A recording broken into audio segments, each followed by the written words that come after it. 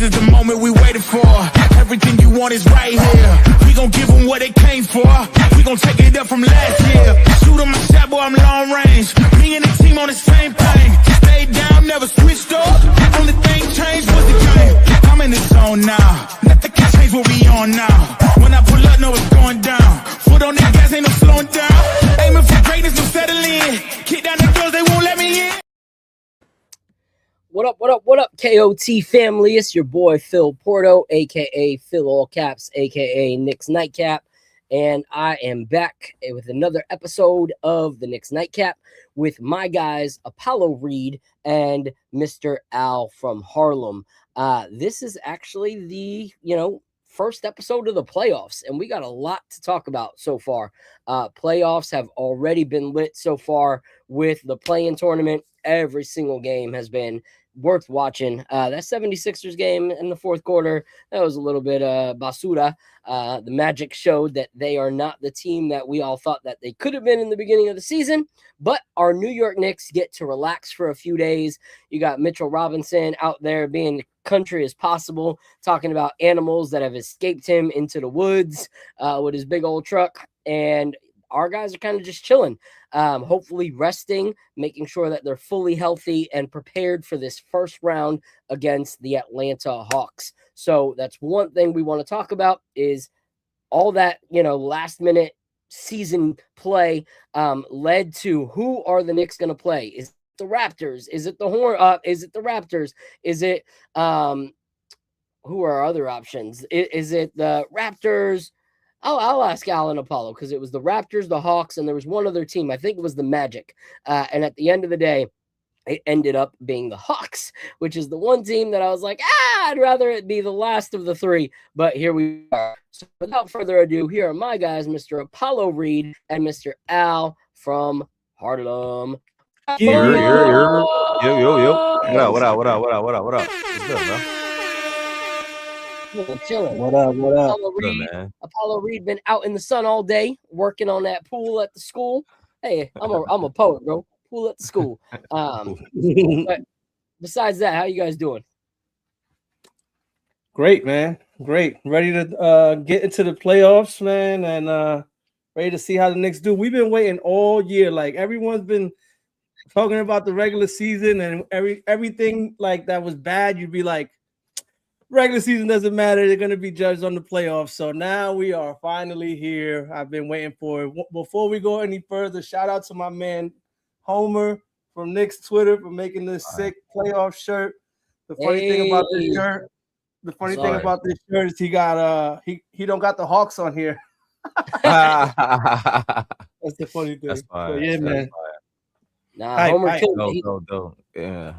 Homer's working on some really dope stuff for Knicks Twitter and the Knicks fan community for these playoffs. So keep posted. We will be sharing what he and Tony, Mr. TONY, are working on right now.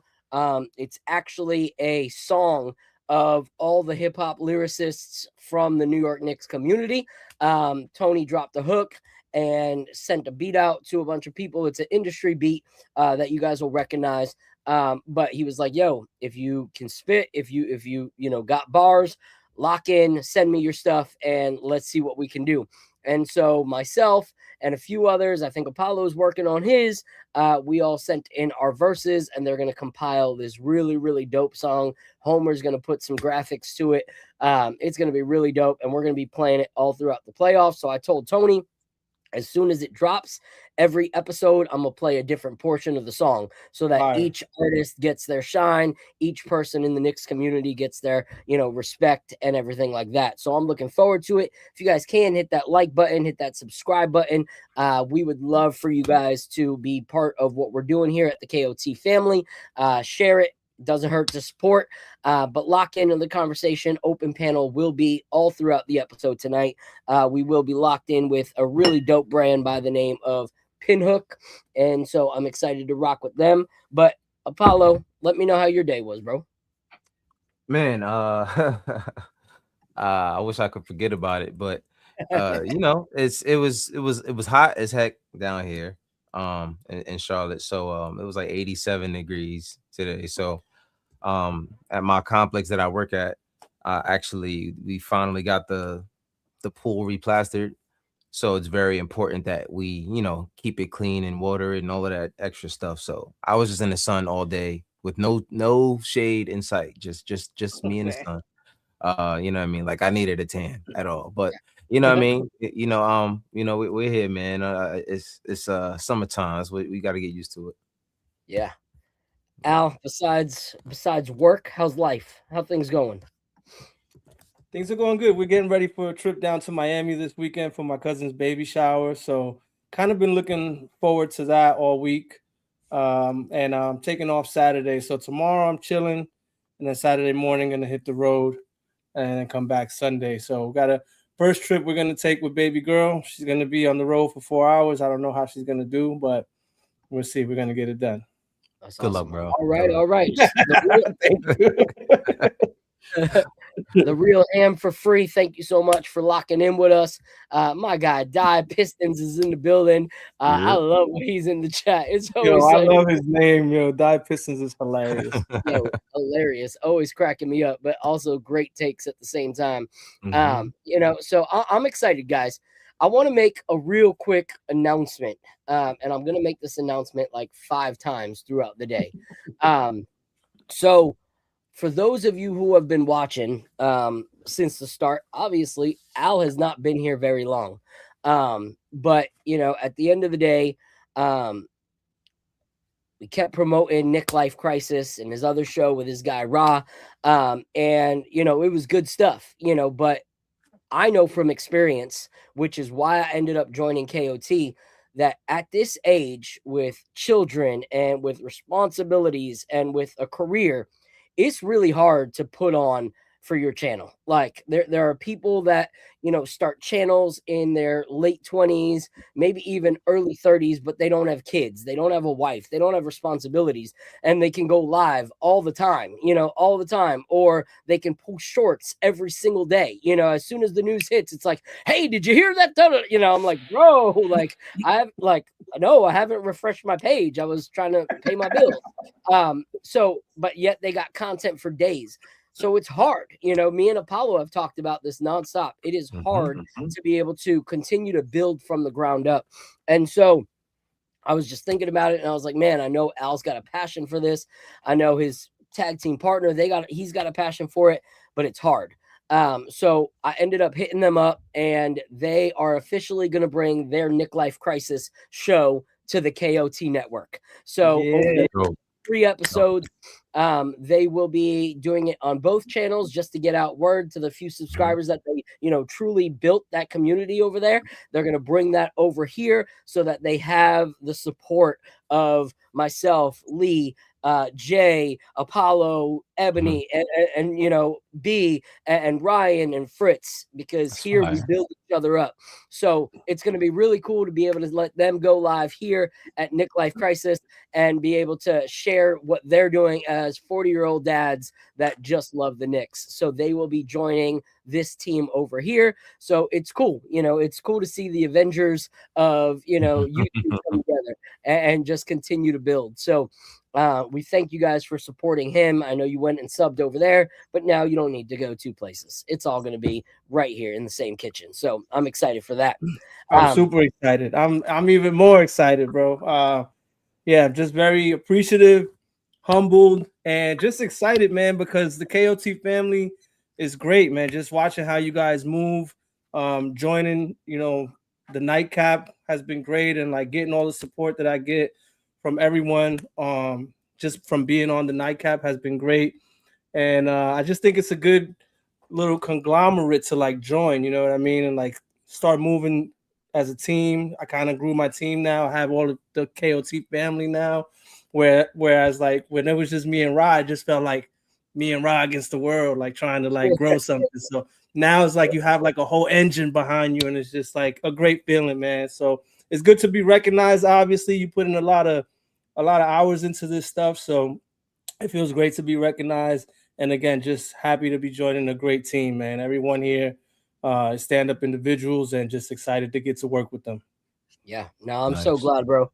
Like me and Al, connected, and as soon as me and Apollo had him on the episode, we were just like, yeah, it just makes sense. Like, why Bring would him we? back. Bring him Yeah, back. why would we not? Like, let's just open that door, bring him in, and just seeing like the connection that the rest of the squad has had with you. Lee is a big fan of yours, and Lee's not a big fan of everybody. I'll tell you that much. Like, Lee's got a hit list. If you ever seen, the movie Billy Madison, where he walks around with that little pad and he's like crossing it out. That one guy, that he's like. Adam calls him for the apology, and he's like, right? That's Lee sometimes when it comes to Knicks Twitter. Don't want to be on his bad side, no. Yeah. So he's been a fan of yours. Speaking of Lee, I'm putting in the chat. He just came out with a really, really dope Substack, which is the definitive Knicks Hawks preview, where he breaks down what he thinks will happen in the series. If you guys have not watched it, the KOT team over the last week has been on the show Monday, Tuesday, and Wednesday doing a breakdown of Mike Brown's series in Sacramento and what they've seen since that, the growth and what, could be takeaways of what not to do again in this series.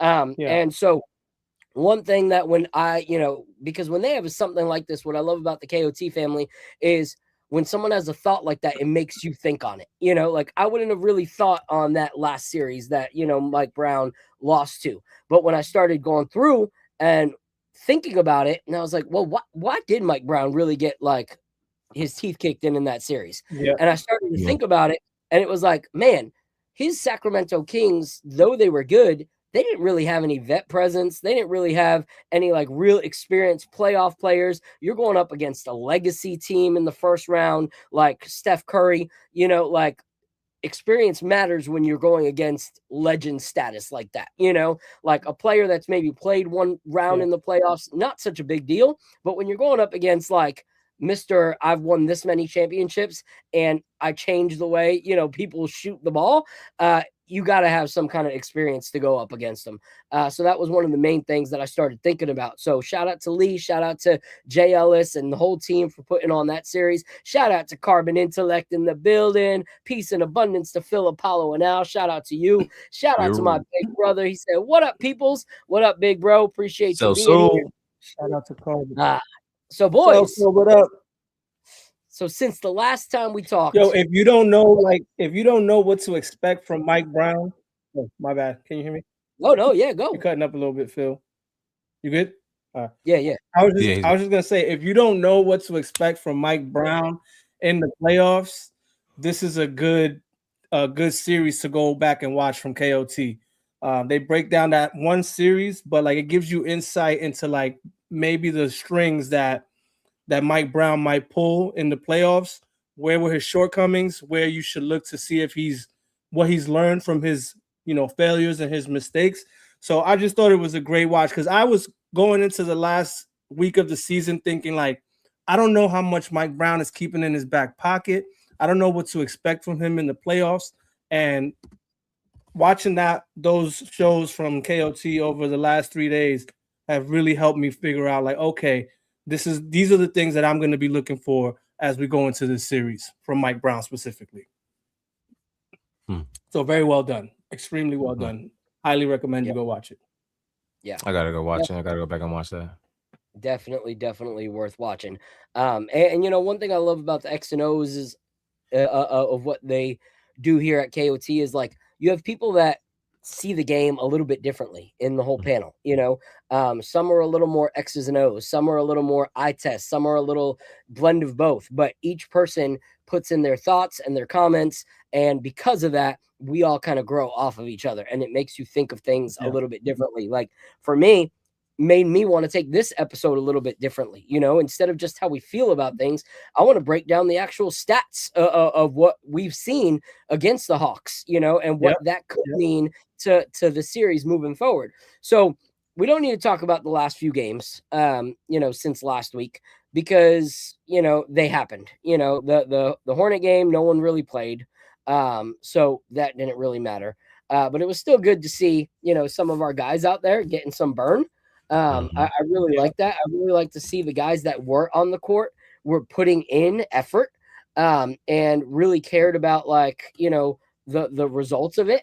And so that was exciting to see because we don't know who we're going to see called up, like when we need them. Like, at least knowing that those guys were willing to play that last game and put in the effort was really, really cool. But we did beat the Raptors. We did beat the Celtics. Obviously, Jalen Brown wasn't there. But that was a good last 2 games to play before the playoffs. Kind of prepared us a little bit. So we won't go in too much detail, but what were your guys' thoughts on those 2 games that actually mattered? The Raptors game and the Celtics game. I'll have you go first, Apollo. The Raptors game, of course, RJ, for some reason, he misses a lot of games versus us. It's kind of odd. I don't know if it's on purpose or anything. But that was a good game to see them continue to show how they're gonna play. What I'm starting to see a little bit more is a little bit more that 2-man pick and roll between Cat and Brunson, which I don't know why we haven't seen it up until now. That's the only thing that makes me think that Mike Brown might have something in his back pocket. Yeah. Because he's starting to pull things out at the end of the season that we didn't really see a lot of. So I don't know. I think that game was a good test for us to finish off the season strong, really, because that was really the last real game for us. I think he even put the Brunson back in with like 4 minutes left or 3 minutes left or something like that. And everybody was looking like, what is he doing? But that was I think what he was trying to do was like, tell these guys this is the last time you guys are going to be on the floor before we get into the playoffs versus other opponents. I think there was that kind of thing going on, because why else would he put him back in the game and they were up? I forgot how much they were up by at that point. But and then the other game versus, what did you say? There was the second game, the Hawks game. Celtics. Oh, the Celtics. That game, like you had said in the chat, like if Jalen Brown was there, I'm not sure we win that game. It was just how we were playing weird. I do think we adjust well, but I don't. I'm not gonna say that that's not a good team. You know what I mean? They're still coached well. There's, all of those guys come on. What was the guy on the bench? Shireman. Shireman. Oh my gosh! Like he just turned it all the way up, and it's kind of like sometimes it's always that one guy where we don't really know. It's like, who's this guy? Where did he come from? But Shireman's he's been on fire recently. So I've been watching them play a little bit more just to understand what they got going on. But they're using Shireman a lot. So I think outside of that, because I guess they didn't really game plan for it. For him, I think it was a little bit of a struggle, but I'm glad that we were able to finish that game out strong. They did go on a little run before that, but I'm glad we got that victory. Yeah. What about you, Al? What'd you think of those 2? Well, the game that sticks out is the Celtics game, obviously, right? That was the big game. And that was the Josh Hart game, bro. Like, Josh Hart went crazy. And that's such an important development because, in the playoffs, they a lot of teams are going to try to play that Josh Hart defense. And if they're going to disrespect him, he needs to make them pay. And you could tell that the way the Celtics were guarding him, he felt disrespected, because when he made that last 3 at the end, he was saying something in the crowd that was like, yo, stop playing with me. Like, I was hyped. I was super hyped, man. And look, Josh Hart with 9 fingers shot 41% from 3 this season. It's incredible. I got to take my hat off to him, because I didn't think he had it in him. When the season started and I saw his finger, bro, I was like, no way we're doing this again. Like, I was already over it before the first game started. I was like, I'm over the Josh Hart experience right away, because if you remember the way he finished last year, man, just so tentative, so timid, so reluctant to shoot the 3. I remember last year I was begging him. I think I was at him. I was like, please just shoot the 3, bro. Like, just shoot it, man. I don't care. Like, you gotta at least shoot it. Yep. And this year, man, he turned it around. So hats off to him. That's really what stuck out to me. I think we match up pretty good with the Celtics. I didn't make a big deal out of it that Jalen Brown didn't play. I think he does give us hell because we have a hard time guarding him. But you could see that Tatum isn't really all the way there yet. He had a really bad shooting night against us. And then Bayless Shireman. Why we always got these dudes that are like a 65 rating in 2K Going like, crazy. Play like they're a 90 rated 2K player against us. It's crazy, bro. Weird. That dude was going off. He almost won them the game, like for real. Yeah. So, anyway, those were my takeaways on the Celtics game, and then the Toronto game. That was a back-to-back, right? I was honestly thinking that we might lose that game because we were so high from beating the Celtics to then turn around and play a Toronto team that we've owned. Yeah. I thought Toronto, it's really hard to beat a team like 4 times in a row, 5 times in a row in one season. And so I've just been waiting, and Toronto hasn't been playing bad ball. So I've just been waiting for Toronto to actually show up against us. And they didn't show up again in that game. I guess RJ Barrett was out, and so was Quickly. Mm-hmm. So that could be a big reason. But it was good also to see Cat go off in that game too, and Brunson go off. Those guys look like they're clicking and hitting their stride right in time for the playoffs where we're going to need them the most.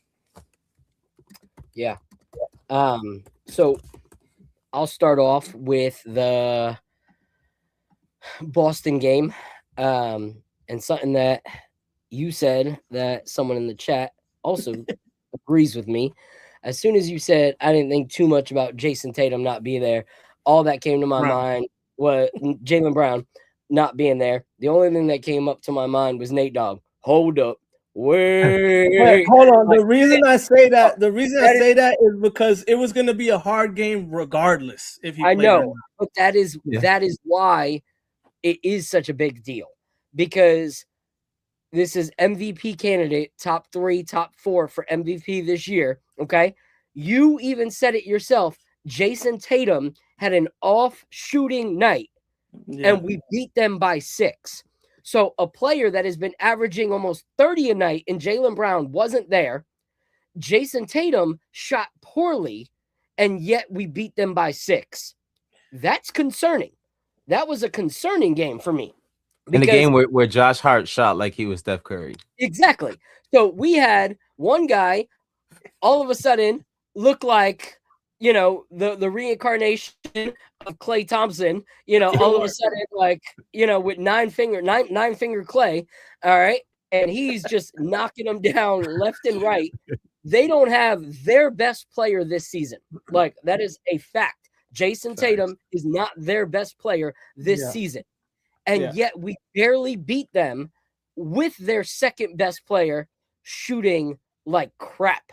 So that is concerning going into the playoffs, because it shows how good the rest of their team actually is. Mm-hmm. It shows how good Pritchard is. It shows how good all these other guys can shoot and deliver, how Derek White can have an off, last few weeks, and then all of a sudden he's starting to feel it again come playoff time. Mm-hmm. And that's an issue, So for me, it was a little bit concerning. So shout out to the real Cam for free. He said, not a big deal that an MVP Pete candidate didn't play. I agree. Shout out right here to my guy, Joel from AC. Appreciate you being here, bro. Carbon Intellect. He said, is Apollo taking shots of water this show? Apollo's got the samples, bro. Apollo's got the samples. We good. So shout out right there. I wasn't drinking water last show, bro. I was drinking dark arts. He was sipping something else that he had from previous. So shout out to him. All right. So that was my thoughts on that Boston game.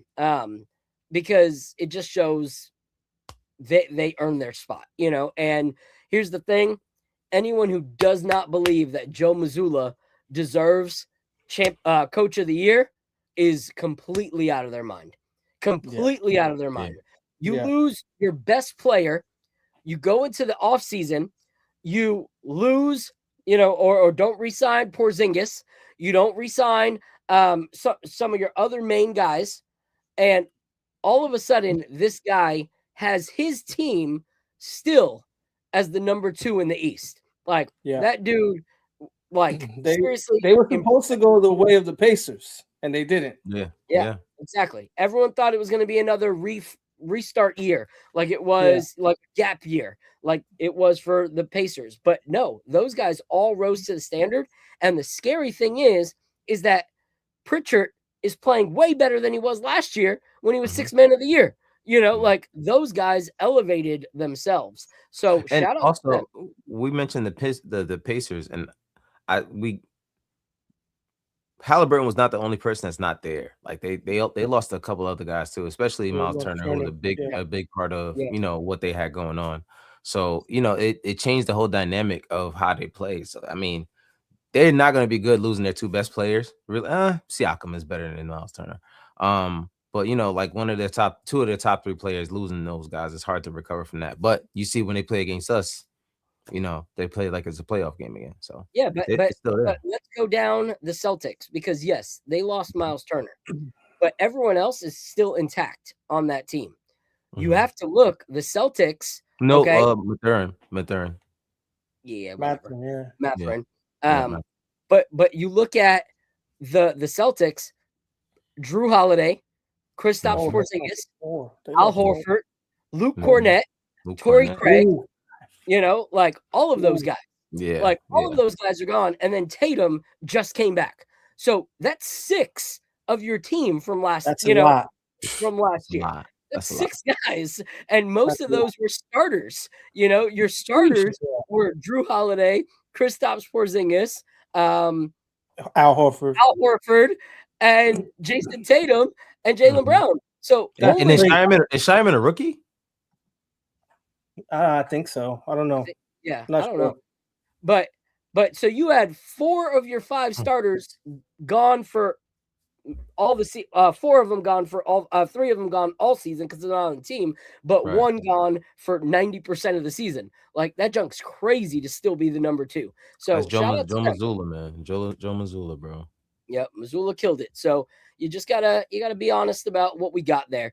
But I'm excited, guys. We're gonna take a break from this in a second after I talk about the Raptors, because we have Sean from Pinhook Whiskey in the back waiting to join us. And I'm excited because, man, these pours, these pours are absolutely delicious. And one of my favorite pours from last year was actually from Pinhook. So I did a top 10 of 2025, and their vertical series straight rye was easily one of the best pours that I had last year. So actually having Sean on the episode today is something that I'm really excited about.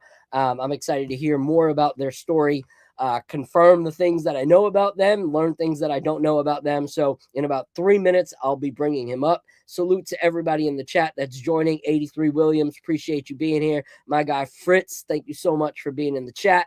But last thing I'll talk about is those Raptors.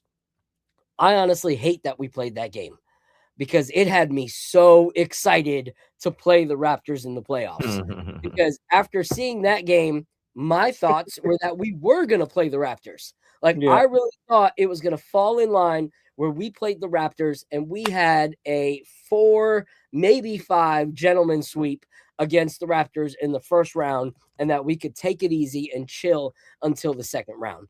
And unfortunately, that did not happen. We still got that W. We still looked really, really good in that. Like Al said, those last few games were so promising, watching the Cat and JB, pick and pop scenarios.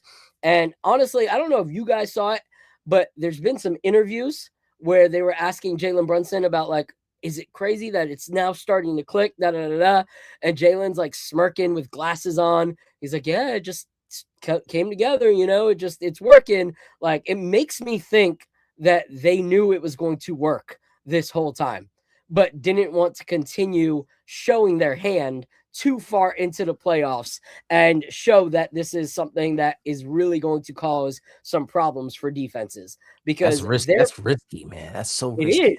It is, but you ask him and Cat. They asked him and Cat. If you look back, and both of those guys kind of had it started working and it just seemed like there's something a little fishy there. Like all of a sudden, 3 games before the playoffs, you guys buy into whole time they've been practicing it the whole year. Like the cat and Brunson pick and roll was a dead giveaway. I'm like, all right, come on, what's going on here? Like we've been demanding it since like last year to see it move like this. Yeah. It's not the same pick and pop that it was before, because now all the players are moving, and even on pick and pops, they're finding either themselves, each other, or somebody in the corner, or someone cutting. It's just leaps and bounds different. So I'm just like, there's no way all 5 of y'all started figuring this out in the last 4 games. That's just crazy to me.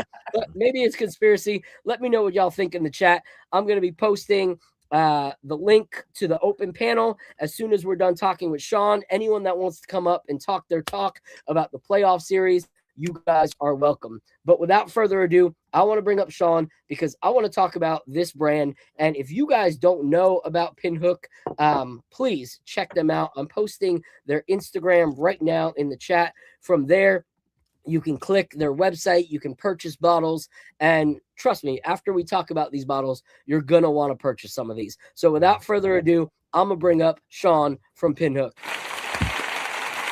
All right. What's up, y'all? How you doing, Sean? What's up, Sean? How are you? How's your day going, man? It's good. It's good. Yeah. I just had some gumbo. I live in New Orleans, so. All right. I'm Show jealous. off. Love Show gumbo. off. Yeah, That's seriously. fine. That's fine. I won't say I'm born and raised in Massachusetts either. So. Oh, gosh, bro. I was gonna tell you guys. As long as you're not a I was Celtics fan. As long as you're not a Celtic fan. Is he a Celtic? Are you? Follow A the Celtic? Of course Celtics? he is. Are you a Celtic fan? Listen, if someone was born and raised in Massachusetts just of because they course. moved to New Orleans and they said that they were now a Pelicans fan, you wouldn't even That's trust crazy. Word. Right, I wouldn't believe it. I wouldn't believe it. So I went to college in Boston. I was just about to tell you guys this. So all of my friends are literally Boston Celtics fans, Yeah. Red Sox fans, Pats fans, and I'm a Jet fan. So like, man, I hear it from these guys 24/7 all year round. So it's a So you have to love-hate understand- relationship. You have to understand too. I know we'll get into the bourbon, but I'm 52, right? Mhm. So growing up, like Bird, Parrish, Mikal, Mm. Ainge, right? Dennis John. Like I grew up in that. You gotta Yeah. be. True That was awesome, right? heyday. there. It was like a pretty amazing time. So All right, so we went from this being just a regular episode to now having to classify what it really is. All right, everybody? All right, here it is. Let's do it. All right. This has now officially become Enemy an enemy territory episode. All right. We actually Oh, have I knew it was coming. enemy territory. So this is what I have to say real quick. All right, let's listen quite closely. Right? I cannot listen to any of your instructions, for you are my sworn enemy and are about to meet your demise. So Sean, I liked you. I don't know if I like you anymore, but we're still gonna have this interview. So, I know you were a fan from the get-go, and obviously, like, there's reason to be, a fan during that time. Bird is obviously one of the greatest to ever shoot a basketball. And, people that hear about Bird but never watched Bird, they think that he's just this 3-point shooter. Like, oh, he was the 3-point shooter before he was the 3-point shooter. Like, no, he was I can shoot from anywhere and I will fight anyone. Like, this 100%. guy did not back down from anything. He was one of the most raw basketball players. Smack too. Exactly. Like crazy. Anybody. Yeah, exactly. So shout out to you for that. That was a great era. Do you still follow the team? I mean, you guys are obviously on another level. I'm probably like not just fair weather. Like I read about basketball, but I don't watch a ton of games. Okay. But definitely once the playoffs start, I was gonna say you gotta lock in the playoffs. Then I lock in and I watch everything. Well, But of I course, will tell you, you have a lot to be excited about. Like your guys' team has been superb this year. As much as I hate those words coming out of my mouth, it's hard to watch a team that has overcome so much adversity this year still be one of the best to do it. So you're going to enjoy the play. And I watch more this year because of that, just the curiosity of how's it all going to shake out. And then I think you guys were talking about all the points, but the whole drama that existed with Jalen Brown, and Tatum playing together, and everyone's sort of trying to pit them against, well, who's the A1 player, like all that stuff. Then to take Tatum out of the mix, Jalen Brown gets to step up, has this MVP caliber season, and then everyone's like, well, and even Tatum is saying, oh, I'm worried about how I come back, how do I integrate into the team? And then for it to like, all things being equal, be pretty seamless. Yeah. And it just shows a level of maturity. And you said it too, the coaching, right? Mazzulla is like, clearly he's got some sort of magic touch as a coach. He's the real deal. And you know what's crazy is the big question was, you know, and I don't know if a lot of number ones in the NBA would have the humility to come back and be okay being a number two. Like Jason Tatum has worn this honorably, like straight up. Like, he has been so supportive of his teammate. He's always looking for Jalen Brown. He's willing to play, you know, the background on certain plays when he knows that Jalen's the one that's got it this year. So it's hard to, you know, give flowers, but they kind of deserve it for what they've overcome. I still want to kick their teeth in the playoffs. But, you know, it is what it is. So let's talk about what we do have in common. All right. Yeah. Which is whiskey. So Pinhook, you know, as far as I know, you guys produce primarily at the Castle and Key distillery, right? The old EH distillery. Yep. Okay? So that's in Frankfurt. And I know that you guys sourced previously, but are mostly distilling now. Do you guys still source at all? So we'll do sourcing we have an annual collaboration series. Okay. Yep. So we bought a small number of barrels from Wyoming whiskey and Kirby. Okay. So we had done a blend of 10 and 11-year-old barrels. We bought them from them when they were 4 or 5 years old, aged them up for a long time. We did that. Still Austin is my favorite Texas distillery. Yep. So I was able to convince them to sell me 25 barrels of Still Austin. Nice. So we did a collab. That was our second collab, was a blend of Still Austin. And then I'm trying to think. Oh, we did a collab. We bought barrels, actually Australian single malt from Melbourne. So we'll, you know, so we're still out there. So, I mean, just to set the table too, as it ties into sports too, right? In thoroughbred horse racing, a pinhook is when you buy a baby thoroughbred based on its lineage to try to sell it for a profit when it's mature. Like you're just flipping a horse, hopefully money. And that basically that's a hedge against, you're also racing. Racing is incredibly expensive and a lot of the horses don't perform well. So that's how you can win a lot of money if a racehorse obviously is, you know, Triple Crown type of horse. Yeah. But it can also suck a lot of the money. So the breeding and the pinhooking are kind of the hedges against the racing. The racing is obviously the fun and exciting part. But going back to the idea of sourcing, and that's actually a really important topic, is when I founded Pinhook in 2010, really there's so many people, but no one was transparent about it. Yeah. And I always found the lack of transparency to be frustrating. Yeah. And so one of the goals of Pinhook, even before it had the name Pinhook, was to say, we want to be 100% transparent about everything we do, because I fell asleep in science class. Like I have no interest in chemistry or being a distiller. So one of my friends who's a partner in the company, this guy, Jamie Hill, he grew up in thoroughbred horse racing.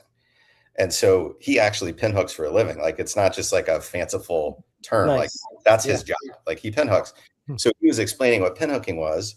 And we connected the idea that we're pinhooking bourbon because we buy baby bourbon based on its lineage and then we mature it. So we wanted to build transparency into the name. I love that. That's awesome. We're not distillers. We don't want to be distillers. We pinhook bourbon. We find young barrels that we think have promise and potential to grow into something great. And that's what we do. And so tied to that, so we have to give Jamie a little more credit. So Jamie's dad was a vet at the track, and he got good at picking horses. Like even though he was there to be a vet, he got good at identifying young thoroughbreds that, you know, had the potential to be great horses. His dad, Jamie's dad, and another guy go in on a horse 50-50 for $17,500. That's Seattle Slew, who wins the Triple Crown in 1977. Wow. What? So that's the world that he so we're hanging out with him. I know nothing about, we're just like, hey, we want to be in Kentucky. We bought these barrels in Indiana. we can't visit those barrels in Indiana because at the time you couldn't even get into MGP. So, and of course, Kentucky, to me, is still, yes, you can make great bourbon anywhere in America, but Kentucky's kind of the epicenter. Yeah. That's where we wanted to hang out and really find inspiration for what we wanted to do. And so we bought 20 barrels of MGP for $465 a barrel. It was very cheap back then. So we started Pinhook for $9,000, ship our barrels, and we start hanging out with Jamie, and we're learning about pinhooking, and we're spending time at Keeneland, which is the beautiful racetrack in Lexington. Like, we're just learning all this stuff, and we're seeing all these cool parallels, the pinhooking side of it, but also my background's in wine. So I worked in restaurants in New York. I became a sommelier. I worked at Per Se in New York, did the super high end type of stuff. And so when I got into bourbon, I saw bourbon as this amazing value compared to these very expensive wines, which sometimes don't deliver. Yeah. And when I started getting really into bourbon, and then I opened 2 restaurants in New York, one in Brooklyn in Cobble Hill and one in Manhattan on 26 between Broadway and 6, both centered around American whiskey. And then I kind of got that, now I want to get my hands on the barrels and understand more about it and see if I can do something cool. And the thing that made the most sense to me, because I came from wine, is most bourbon is made as a homogeneous flavor profile, right? Okay. It's like if you buy Maker's Mark, it's always supposed to taste like Maker's. I'd say what's invisible to the average bourbon drinker is how different one barrel tastes from the next, because it's organic material. You can only make 2 barrels from one tree. No 2 trees are exactly the same. So you've got this spirit and all these chemical reactions happening as the spirit interacts with the wood. Alcohol's evaporating, water's evaporating from the barrel, oxygen's getting into the barrel. And so each barrel actually can really have quite different characteristics from one barrel to the next, even when the exact same whiskey went into it. What the big guys do incredibly well is they hide the variability by finding a way to blend in the right combination so that each batch gives the appearance of being the same. But each batch is different because each batch came from a different set of barrels. Wine is all about vintage and the idea that the grapes grow a certain way in a given year. And because of the way the fruit grows, because of the uniqueness of weather in any given year, you produce a vintage. A vintage is a unique expression of wine because of the year, right?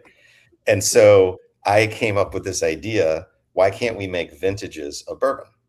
So why can't we take our mature barrels and just say, let's take the mature barrels we have now, and instead of trying to figure out how to make them taste like a specific flavor profile, let's just make the best whiskey we can and let each whiskey stand alone as a vintage. So if you look at all of our bottles, they have a vintage on them, which is the year that they were blended and bottled.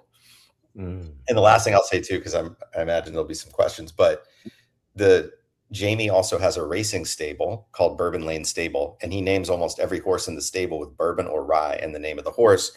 So we came to Jamie with this idea as a way of celebrating each vintage. We said, Jamie, what if every year you pick a 2-year-old horse that you think has the best chance of running in the Kentucky Derby as a 3-year-old, and that's the horse for the vintage. So not only is every year a different tasting liquid, it is only every year a different a different horse on the label and different vintage date, different geometric pattern, which is inspired by Jockey Silk. So really trying to take the idea of vintage and seeing all the cool ways in which, thoroughbred horse racing and bourbon kind of intersect and putting it all together in a unique way. So in fact, the horse, Jamie just texted me earlier today, the 2026 bourbon horse is a horse named Bourbon Betty, and Bourbon Betty just won a race today.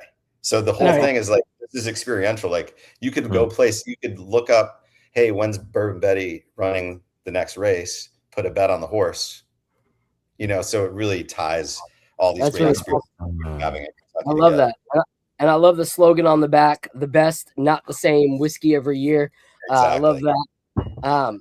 So you had said the restaurants in New York. What were the name of the restaurants? So the restaurant I opened in Brooklyn was called Char No. 4. Okay. I opened that in 2008. And then I had a spot called Maysville, which I opened in 2012 on 26 between Broadway and 6. But they were full service restaurants too. I had a chef at Maysville who'd been at Gramercy Tavern. My chef at Char No. 4 had worked for Daniel Boulud, at some of his restaurants. And Char No. 4, this is actually I always say to people, it was a sign of the times. But GQ named my restaurant one of the 3 best places to drink bourbon in America. But I always like to say there were only 5 places to drink bourbon in America at the time, which is true though. we were the first American whiskey bar and restaurant outside of Kentucky. Like now you can go to any city and there's going to be some, big bourbon, back bar, that whole type of thing. But 2008, Pappy Van Winkle was gathering dust on the shelves. Like you could go into any liquor store and get Pappy. So all the sort of bourbon craze really didn't start till like 2012, 2013. So it's been a fun journey. I love it. I love it. So let's start off with the straight rye. If you want to give a little breakdown of this release, because I know each release is different. So like age or any of that stuff. And then we'll break it. You've got which one? I can't quite see it. We have 2025. You got 2025. Okay. So 2025. So every year, every vintage, the green wax, which is our flagship rye, is the same mash bill that's custom made for us at Castle and Key. So it's just to be clear too, sourcing is when you buy something that someone already made and you're just grabbing extra. Contract distillation is when we started with Castle and Key, I got to work with their distilling team and say, I picked the mash bill, I picked the yeast, I picked the barrel entry proof, I picked the char level of the barrel. So you have a little bit more say. You still don't know anything about how to actually distill, but you have a little more control. This is a very unique rye in that it's, in terms of the mash bill, it's 60 rye, 20 barley, and 20 corn. You almost never see 20% barley. It's the most expensive grain. And I just really like it. I think it adds a lot of complexity. It has great texture. It has a kind of nutty, savory quality to it that I think helps kind of balance out the herbal spice notes of rye. This is 99 proof. And just keep in mind too, for us, this is our entry point. It's really meant to be, good for a cocktail, pour it on the rocks, splash of soda, ginger ale, whatever you want. This is the everyday, and would probably retail, depends where you are, but between $36, $38 on the shelf. Okay. But you're getting and what you should get out of it, I don't have a glass in front of me, but I've certainly smelled it enough times. Everyone says rye is spicy. I really think rye is more about the herbal notes, kind of something green, something minty, something sometimes almost grassy, but an herbaceousness. A lot of times you associate anise or licorice as well as a common aroma and flavor with rye. And I think the whole spice thing is a little bit misrepresented, which is to say bourbon typically will have a lot of cinnamon notes or maybe nutmeg notes. Those are spices. And so when people say rye is spicy, I think it's just rye tends to get more black pepper and clove. And I think black pepper and clove just are a little bit of a spicier spice, but they're all spices. So I don't think of rye. Like I said, I think of the herbal side of rye more than than it being spicy. Yeah, and I agree. A lot of times people think spicy, they think like you would spicy food. And I'm like, no. That's not what we're talking about here. Like spice. And that's why I think like it's a poor term, when it comes to what you talk about. You should be able to say it has spice notes, and these spice notes. But spicy, I feel like should be thrown out of the whiskey vocabulary because I've never tasted a whiskey unless there's habaneros in it that has been spicy. Exactly. So on this one, on the nose, there's a lot of sweetness, and that's the other thing, the irony, and that's, I think, the other great irony is I actually would say rye, especially younger rye, this would be around 4 years old. Some barrels that are 3, so you can't label it as a 4-year age statement, but mostly 4 years old. If you're gonna smell and taste a younger rye versus a younger bourbon, it's actually the rye that's gonna hit you as sweeter. The corn, like there's something about corn, or bourbon corn, it kind of hits as a little more astringent and sharper when it's young. And then bourbon seems to need more time in the barrel to kind of showcase the sweetness of corn. So that's one of the great advantages of rye. I think even a 2-year-old rye can be really approachable and quite nice and have a lot of that sweet herbal character and floral sometimes. I don't know if you get any floral notes on that, but I think, people overthink it. I look for the big buckets, right? The big buckets would be, am I getting some sort of spice? Am I getting some sort of fruit? Am I getting something maybe herbal? Am I getting the presence of, it's really the wood sugar, which could be a butterscotch, a caramel, a toffee, call it whatever you want, brown sugar. It just depends on the age and what it is. Am I getting something, the earthiness could go to the sort of leather, tobacco realm, or with something like this rye, it could again go more towards minty. Older rye can almost be a little bit eucalyptusy. And I don't really worry too much about which one of those things you're getting, but I think it is a great place to start when you're smelling and tasting. Is just kind of like, do I smell any fruit? And if you don't, that's fine. Am I getting any spice? Am I getting any wood sugar or a sweet note, wood sugar note? And just kind of, it helps you, I think, kind of just anchor the experience. You don't have to make it difficult or feel bad if you don't get certain things, but I think you enjoy it more the more you start to be able to pull things out of the. And that's a great point. Like a lot of people, when they're watching my Instagram and I'm giving tasting notes, they're like, how do you get this? Like I've been drinking bourbon for the last year. I don't get any of this stuff. And I think that's a perfect entryway for them. Like, don't try to find the smell like of a certain thing, but try to find, like you said, okay, do you smell a spice? Do you smell a, freshness? Do you smell anything that can be, like, more like fire-esque, and so like for this one, I get green apple and honey. There you go. But you definitely like, it's hard to not move it around and feel fresh, like a good, you walk into a clean room and, things that, the new pillowcases and the new bed sheets and everything just smells fresh. It's very mint-like in that sense, not mint-like in like how mint tastes, but in how mint smells. And I love that too. Like what you just said is kind of how I try to lean more when I talk about something is more, you can get into it and say like a green apple, but you overall describe something that makes sense to me, which is something bright and something fresh and something lively.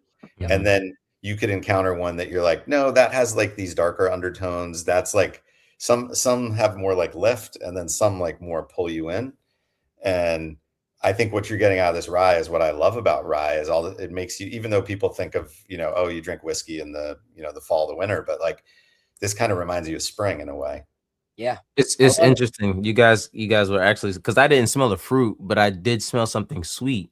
Yeah. But what I was actually smelling that was overpowering that. Well, not, I guess like matching with it was a minty, like a mint. Yeah. So it was like a sweet mint. It wasn't just like a mint that you put in your mouth and it's like to, whatever, like a regular mint, but more like a sweet mint. And it was. And what you're talking about too that I love is I do think even though on the one hand, there's no reason to be intimidated when someone's like, I smell cinnamon, and you're like, I don't know what you're talking about.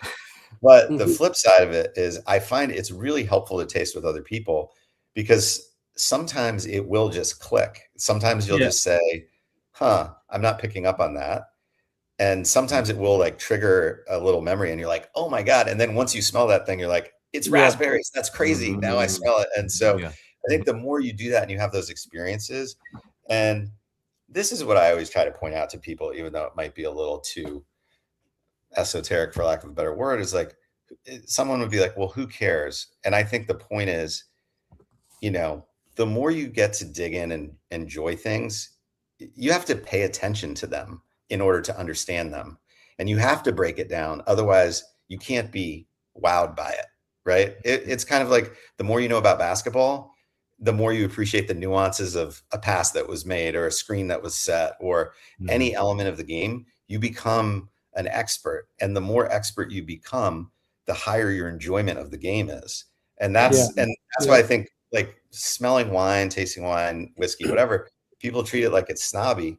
But I think about it just like developing expertise in anything. It's like the more you know about basketball, the more fun it is to watch. The more you can appreciate it. That's like hearing someone like talk about the game, like, "Yo, did you see that dunk?" It's like, not talking about basketball with you. It's just more to the game than a dunk. Exactly. So I think that kind of is the point to me, is like every day throughout the day, whether it's coffee or egg and cheese on a roll or whatever, you're going to encounter all these things. And the more you pay attention, the more you're kind of can get in the moment and all of a sudden stop and be like, damn, that Yeah. egg and cheese. This Yeah. might be the best egg and cheese I've ever had. Or, or you can just stuff it in your face and not pay attention. And I'm just a big proponent that I think when you stop and pay attention to the way things smell and taste, it kind of enhances your enjoyment of all these things, and then it just kind of expands to other aspects of life. And I love that comparison because my son, both boys love basketball. They love watching the Knicks with me. But when I talk to my 5-year-old, like he is in dunk mode. Like if you dunk, you are his guy. Like and especially if you can dunk in 2K, like my son Miles loves you. So Miles is like, Dad, he's a dunker. That's what he calls him. If you can dunk, you're a dunker. And then my older son, he's 8. And his is a little more complex than the 5-year-old, So he's like, and the problem with Mikal is that he's supposed to be able to shoot everywhere, really out, in front of the 3-point line, but he's not really doing it. And Pat needs to learn to shoot more, And so like, and then I'll talk to them, and they'll be like, I don't understand that, like break that down to me. And I'm like, all right, but the more and more we talk, you see their levels. My 5-year-old talks more with my 8-year-old, and he wants to start talking more like my 8-year-old. So he's trying to understand the things that my 8-year-old realizes, and he's trying to figure out what me and my brother realize. So it's cool. The more time we spend together, the more time we talk, the more developed we get. So let's do that with the tasting notes. Cheers to you guys. Let's get a little sample of this one right here. Get a little bigger of a swiggy. All right.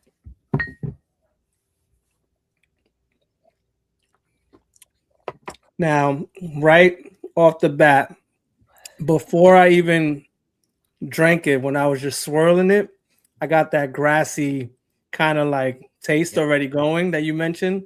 Yep. Finish is really light. It's not as sweet as I kind of expected it, because it did smell really sweet. Yeah. But went down really smooth and a little like honey, minty, grassy vibes. Overall, really, really well done. Easy sipper. And definitely like leans more like a spring, summertime drink for sure. Yeah. And like you said, Al, I don't think that it's less sweetness on the nose. It's just different because you get so much of that like green apple and honey on the nose. But when I sipped it, it was more like citrus than it was apple. And if you have most oranges, they're not going to be as like potent of a flavor, like off the bat, unless they're like super, super juicy. But like citrus of like an old-fashioned cocktail, like you get the citrus, but it's not like you're drinking an orange. So it's that kind of citrus as opposed to like the actual fruit of it.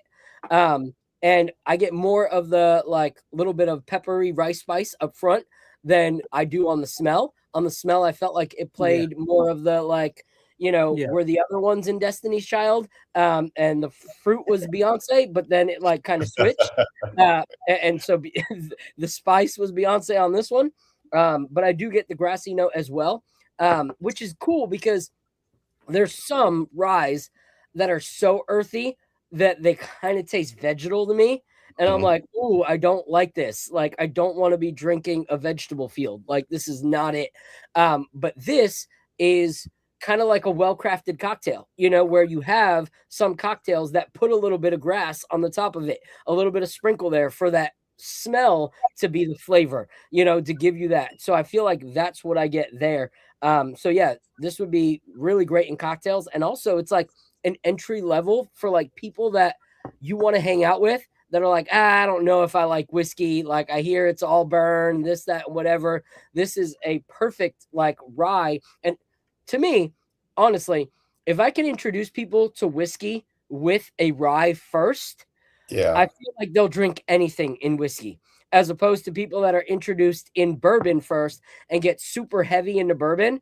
You have a lot of bourbon drinkers that are like, nah, I'm not a rye guy, but I feel like the other way is easier because it's like, oh, I accepted the spicy and the earthy, and oh, this is more sweet. I can like it all, as opposed to the other way around. So I think this is a great entry pour. Given all your horse like background that went into this company, what would be great with this Let's Rye, go. a mint julep.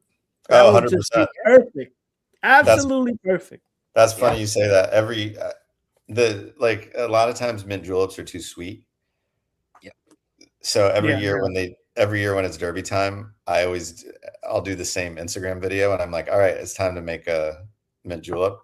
And I'll just take the rye, pour it over ice, no sugar, and then just get a big bouquet of mint and stick it in there. And I'm like, that's all you need is the smell of mint, like right under your nose, and a sip of the rye, because to me, it's got enough sweetness. It's got the mintiness in it already. It's got the mintiness for sure. Yeah.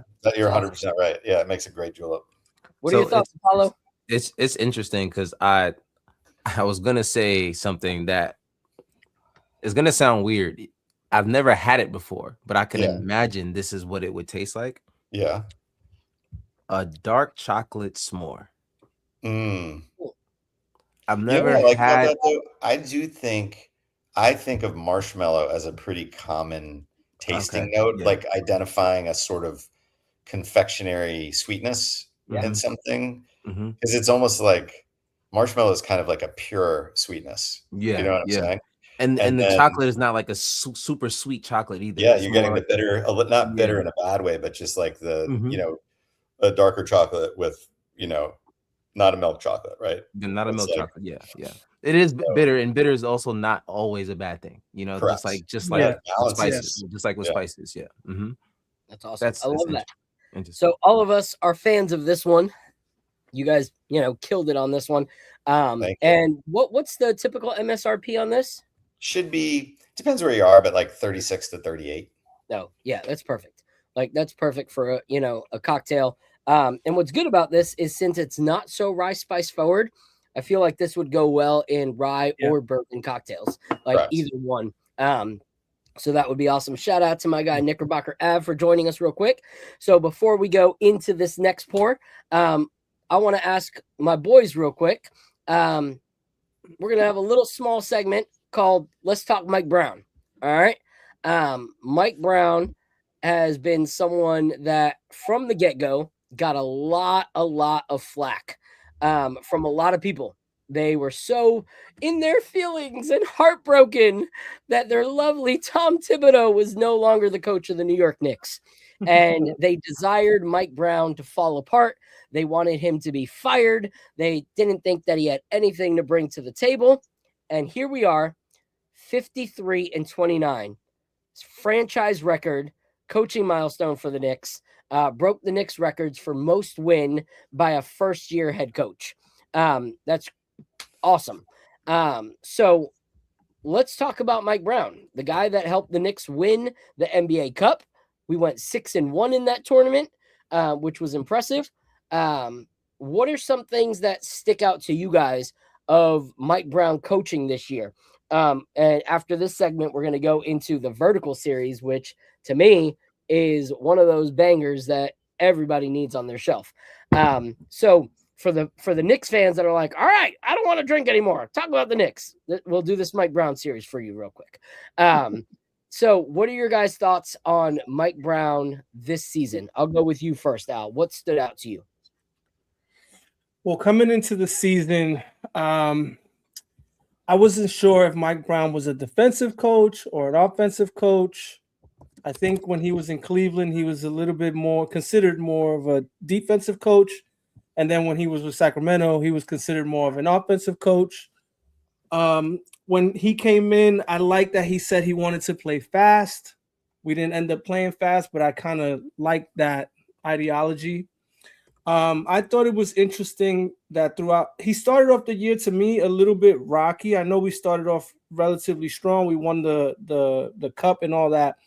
But where I was kind of critical of him was the way he was messaging to the players in the media, specifically like it felt like he was taking digs at Cat a lot of times in the media, and Cat wasn't responding well to that, right? Cat kept saying he wasn't sure what his role was in the offense and all this kind of stuff.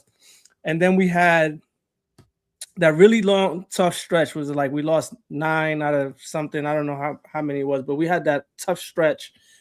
And I remember the post game, they asked him like, well, do you have any like changes you're thinking about? And he was just like, I have some things I think I'm gonna do. And I remember being like, I don't believe you, bro. Like, I don't know if I believe you.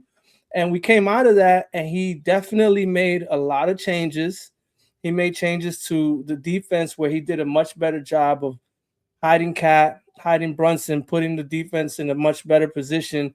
And in the end, we ended up with a top 5 and a top 5 offense and defense and 53 wins. So great job in that sense. And then the other thing that we kind of were waiting to see him do, which is going to be polar opposite of Tom Thibodeau, was how was he going to approach the bench? Was he going to develop any young guys?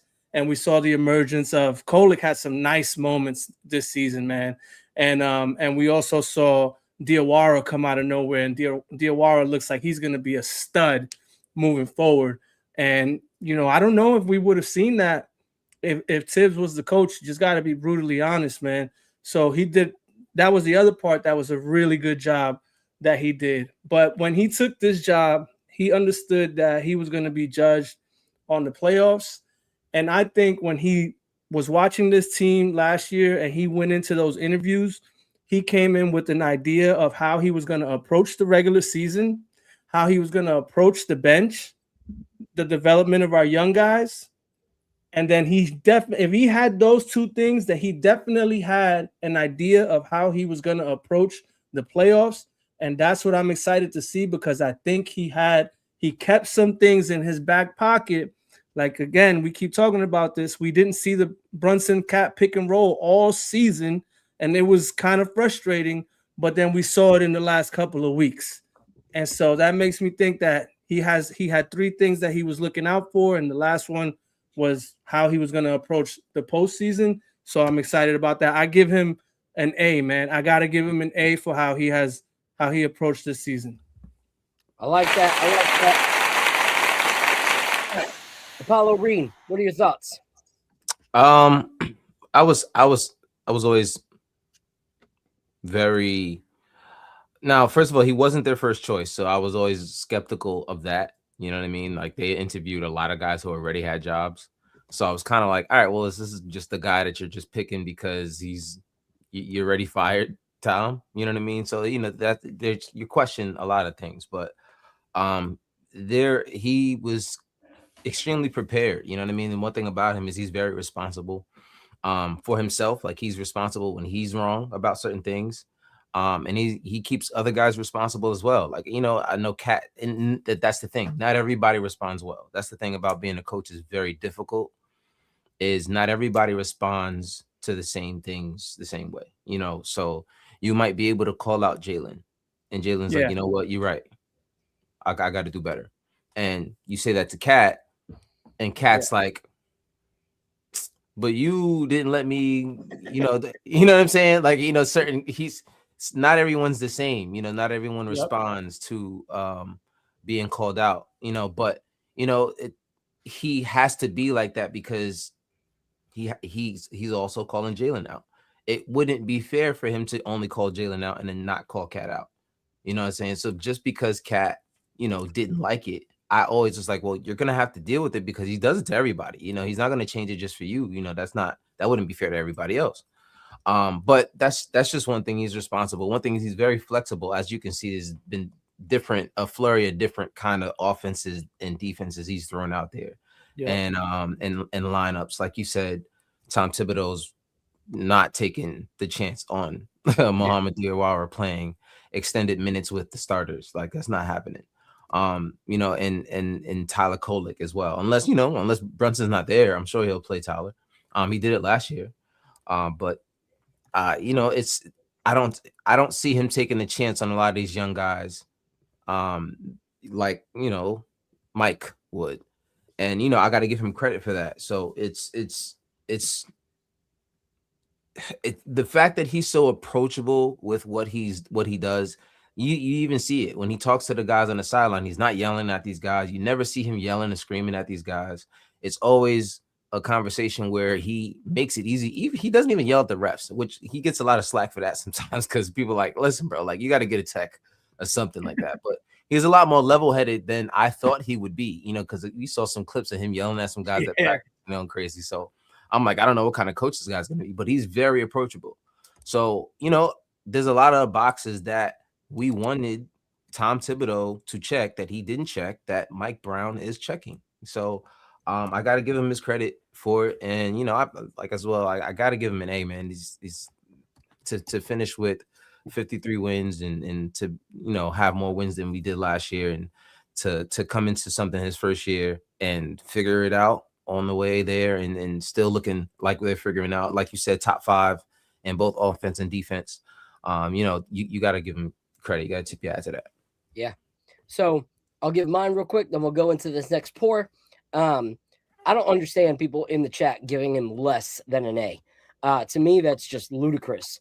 Absolutely ludicrous. And I don't just say that because we're playing Atlanta in the first round of the playoffs, but it's because it's absolutely ludicrous. All right.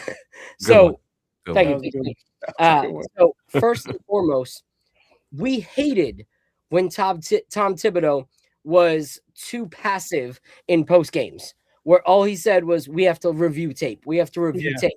And we're all like, what does that even mean? Like, you've said that every single loss this year, and the same freaking thing is happening. This guy is at least taking accountability and saying where it was him, or whether it was this player or it was that player. And I know people didn't like, and they were like, he's coming after Cat. Like, no, he's being his freaking coach. Like, I don't know when all of a sudden, like, this became a like 12-year-old girls softball league where the coach can't hold their players accountable.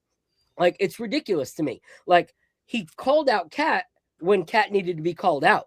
He called out JB when JB needed to be called out. He called out OG when it needed to be called out. It's not the coach's fault if a player can't have the like professionalism to take that and go, okay, how do I grow from this? Like, at the end of the day, we all threw fits when Tom Thibodeau did not keep Jalen Brunson or Julius Randle accountable for the garbage that they put out on the court and the attitude. Okay. So now we actually have that, and now people want to gripe and complain again. I'm like, come on, y'all swing the pendulum way too freaking far to the right or to the left. This guy is actually doing what we wanted, and y'all still got time to complain. That's crazy to me. All right. Second, shout out to Carbon Intellect right here. Yeah, he said, right, Phil. A for Mike. Wisdom in the chat. He said, our bench is way deeper than we think. That you have to give him credit for as well. Like, at the end of the day, our bench is only as deep as we're willing to allow ourselves to see what they have to offer. Tom Thibodeau would not, even outside of the playoffs, play more than his guys. You know, it was never what can this guy bring? We would have never seen what Mo Diawara can possibly grow into. We would have never seen half-scale Siakam step on the court. We would have never seen the evolution of Tyler Kolek. No, is Kolek playing right now? Not many minutes, but we know what he can do and what we can continue to pour into because we know the groundwork is there. So for those that are giving him such a low score, let me give you guys a little bit of a breakdown because I spent some time on what Mike Brown was actually able to do. So not only willing to assemble a team, but to listen to them. Outside of when Johnny Bryant was there, did you ever see Tom Thibodeau with other coaches figuring out what the best thing was for us to do in those moments? None. Never. When did you see Tom Thibodeau allow another coach to take the present role and him step aside because this coach might know the scenario a little bit better because he's more defensive minded? And those guys are gathered around, you know, the team saying, hey, this is what we should do in this scenario. That's called leadership.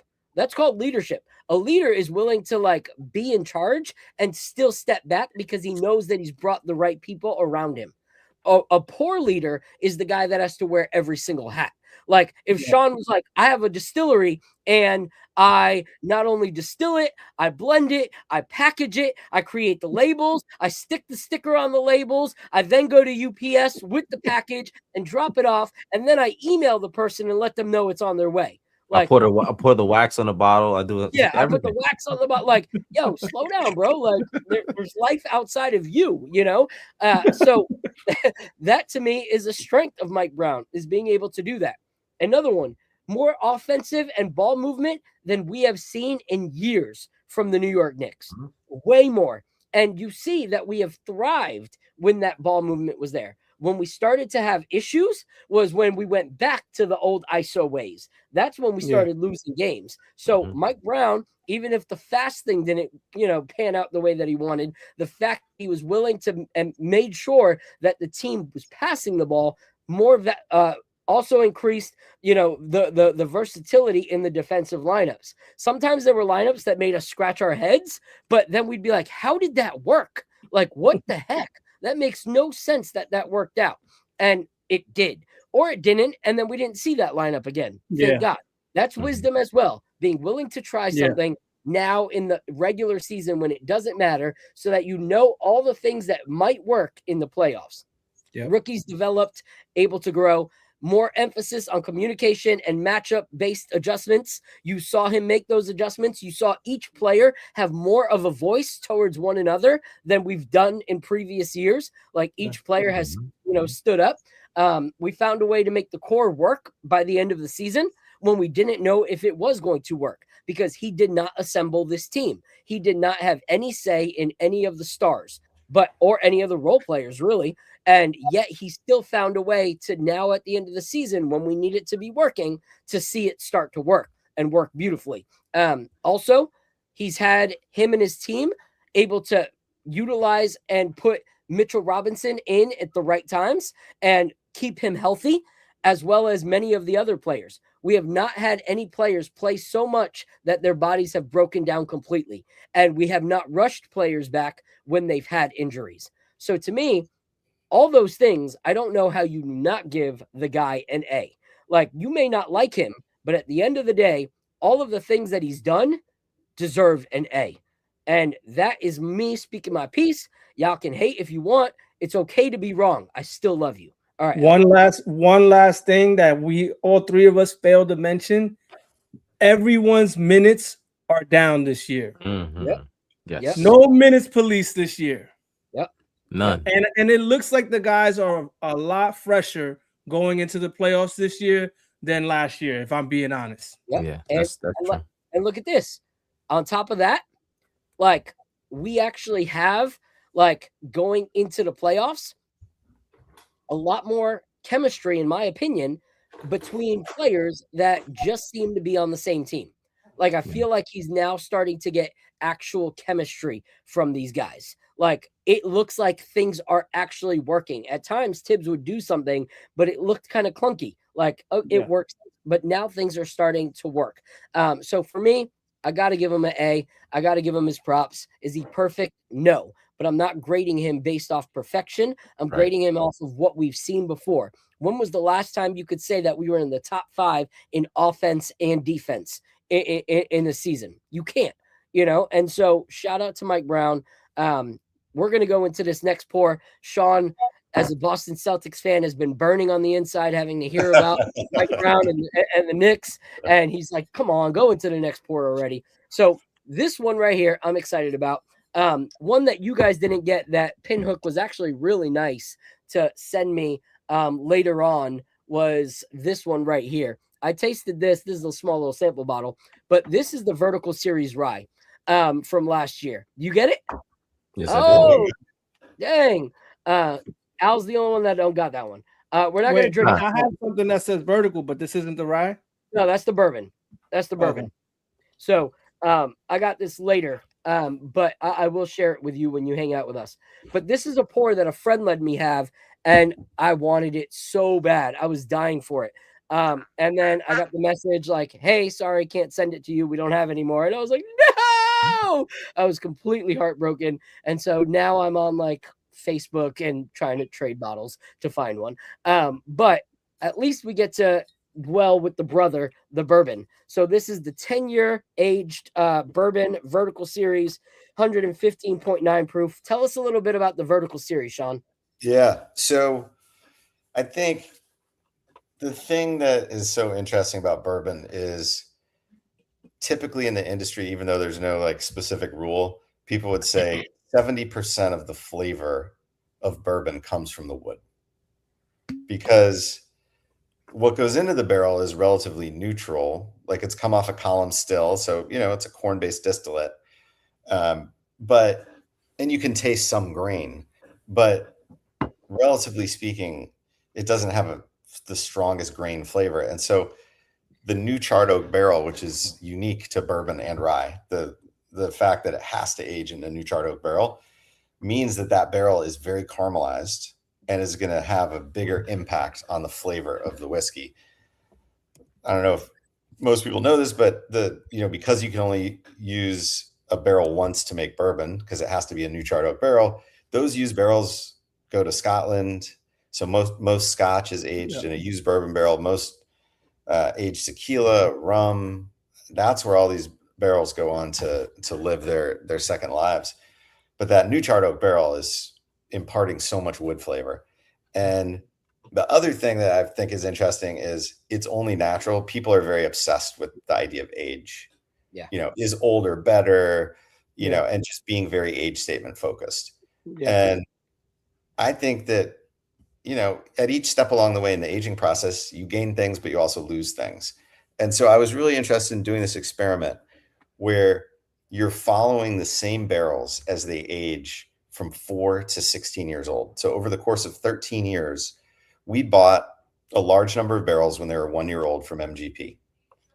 We shipped them to Castle and Key, where they've been aging ever since. I waited till all the barrels were 4 years old. So imagine the barrels, they're not filled on the same day, but they're filled within 4 weeks of each other. So for all practical purposes, they have the same birthday, right? Mm-hmm. So they all turn 4 basically at the same time. They all turn 5 and 6 and so on. So I waited it. So 100% of the barrels are 4 years old. I take a portion of those barrels, try different combinations, and I create a blend, and we release a bottle that looks just like the one you have, except instead of a 10-year age statement, it has a 4-year age statement, right? Mm-hmm. You leave the barrels and all the rest of the barrels, those barrels, you come out, you dump them into a tank, you create the blend, they get bottled. All the remaining barrels stay where they are in the warehouse. A year later, your entire inventory has aged up by 1 year. Yeah. And now everything's 5 years old. And you take a small portion of the barrels, do a blend, we release a 5-year, 6, 7, 8, 9, 10, as I said, all the way up to 16. So what's really fun about it, and I think the goal is on the one hand, make really delicious bourbon. The other goal is that it's a fun experiment. You could taste the 4-year next to the 8-year. You can taste the 6-year next to the 8-year next to the 10-year. You could taste them blind and see if you could figure out, well, if I think I know that older is better, or if I think I know what time and wood does to whiskey, what if I get someone to set up a blind tasting for me, ages 6, 8, 10 out of order, and see if I can put them in chronological order based on age. And so it's really just, like I said, an experiment that kind of celebrates what's really unique about bourbon, which is how important the wood is, and everyone's kind of natural obsession with time and wood and age being really the thing that people think about the most. And so it's putting those two things together. I love it. I'm sorry. Can I ask you a question about age? Yeah.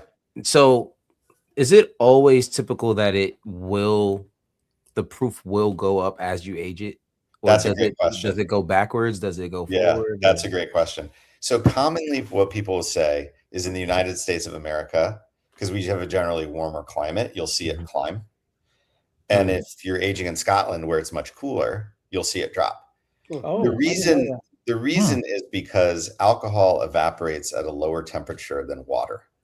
And so it's fluctuating both ways. But if overall it's the heat cycling, there's more warm days, and on those warm days it's incredibly hot, like Kentucky in the summer, you're going to evaporate more water than alcohol, concentrating the alcohol and raising the proof. And then if you're in a cooler environment, you can get more cooler temperature, and so it might even kind of stay the same or drop. So interestingly though, and it's such a good question that you asked, because Castle and Key, where we age all of our stuff, they have brick and concrete warehouses as opposed to the standard metal. And they're also kind of down, like in Kentucky, they'd call it in a holler, but like in a little dip. And there's water running through the property. So there's a lot of moisture, there's a lot of dampness, and the fact that the warehouses are brick and thick walled, the temperatures don't go up. So all of our stuff is dropping proof. So in fact, that one that we're tasting, which was bottled at cask strength, went into the barrel at 120 proof. So it's dropped almost 5 proof points since, which I think what's cool about that is that if you almost just think about it as aging more slowly. And I think the knock on wood is that if you get too much of it, it becomes so dominant, and then it's just like tasting wood, and you're not getting the fruit, you're not getting the little the bits of sweet and the bits of spice, and it's just like becomes so dominated by wood. Yeah. And if you age in a cooler environment like this, especially because we're going up to 16 years, which is definitely on the older side, I feel like it's going to keep it maintaining. And actually, maybe a good question, because the word came up before, is like, I think this is still maintaining some freshness. It's not all, even the 10-year, you get more caramelized. Like, I mean, again, we tasted rye earlier, and rye and bourbon are quite different, but you get these richer, more caramelized, kind of darker fruit notes. Sometimes at that age, you'll start to get more cherry, is very common, or you'll start to get, maybe you'd say like fig and date, like dried fruit. And then I always think about the, like, younger, it's more butterscotch, or you said marshmallow, like brighter sweetness. Yeah. And then as it get older, if you think about like a creme brulee, like someone torched some sugar and it's starting to get more caramelized type of sugar character. Or sometimes you'd say more like brown sugar molasses, like you're starting to get deeper, darker sugar notes, which is what's really cool. But I think that's what's really fun. I mean, imagine if you guys had your little collection of this at home, and then you're kind of like, let me taste the 4-year versus the 10-year in like a big span like that. But the same mash bill, same whiskey, distilled in the same place, put in the same type of barrels, aging in the same place, and you're just isolating age as a variable. I love that. So I'm going to answer a question real quick. The Real Ham for Free asked, making me wonder, he said, do they ever age in walnut or other hardwood? So no. In order to be considered bourbon or rye in America, it has to be aged in new charred oak barrels. So they can't be used charred oak. They have to be new, brand new charred oak barrels. So you can age later, like if you double barrel, like if you're going to say it's going to finish in a pecan wood barrel, or it's going to finish in a maple wood barrel, or finish in a walnut barrel, you'll be able to finish it extra time, but it has to fully like age to completion first in a new charred oak barrel, and then you can age it for however longer outside of that in another barrel, but it has to start the process in a new charred oak barrel. The one thing I'd point out, just as a nuance for people when they're paying attention, is if you start in a new charred oak barrel and then you move it into some other type of wood for a finish, right? You can't call that bourbon. You can call it bourbon that you did something to, because it was bourbon first and then you did something to it. But if you took a bourbon and then you put it in a cognac barrel or a rum barrel or whatever, you could not just label that product, straight bourbon whiskey. You have to disclose the thing that you did to it that makes it not bourbon. So you get to say you're basically saying it started as bourbon, but we did something to it. Yeah. So here where it says straight bourbon, you're able to say straight bourbon because that's what it is. Like everything that came out of this came from the original barrel that it was in. Otherwise, you have to, on anything else, it has to say straight bourbon whiskey finished in honey cask, Armagnac cask, whatever. Okay. You have to let people know that it's bourbon that was then aged in something else. Like those extra flavors were not naturally there from the original maturation process. Those came from maturation in something else to add to that bourbon. So, all right, let's give this one a smell, see what you guys get on it. I'll go first this time because this is my kind of ball game. Like I love the sweet, but anything that has like a leather kind of smell or taste for me, it's like, give me. Like I love leather. Like I'm like friggin' Anchorman. Like I love leather bound books. Like this to me is perfect. So I get leather, I get like vanilla, like straight up vanilla bean, not like artificial vanilla, but vanilla bean. Like if you taste certain ice creams, there's like vanilla bean ice cream, and then there's vanilla ice cream. Vanilla ice cream is artificial as crap. Vanilla bean is absolutely delicious. So I get that. The spices we were talking about is like clove, nutmeg, not spicy, but that. And then I get like a burnt caramel. I love that smell. Like, I don't necessarily know if I'd eat burnt caramel, but I like the smell of burnt caramel. And so that's really, really nice. Yeah, that's awesome. On the noses, I'm getting like a grapefruit or like a tangerine. Yeah, I think it's funny. The peel. I don't remember, but I don't always remember my tasting notes, but I might have said like burnt orange peel. Which to me it's the same as like you're in the same genre. Okay. Like there's still some sort of citrus coming through. Yeah, but citrus. But it's like there's something about it that's a little darker. Like it's like and that would speak to it being older, because it's typical to get citrus on both bourbon and rye when it's younger, but it's more of like you guys are saying like zest. Like almost like when you zest lemon into a cocktail or orange, it's like bright like that. But this is kind of like more of like if you candied orange or you burnt orange, it's like a richer version of that citrus. Yeah.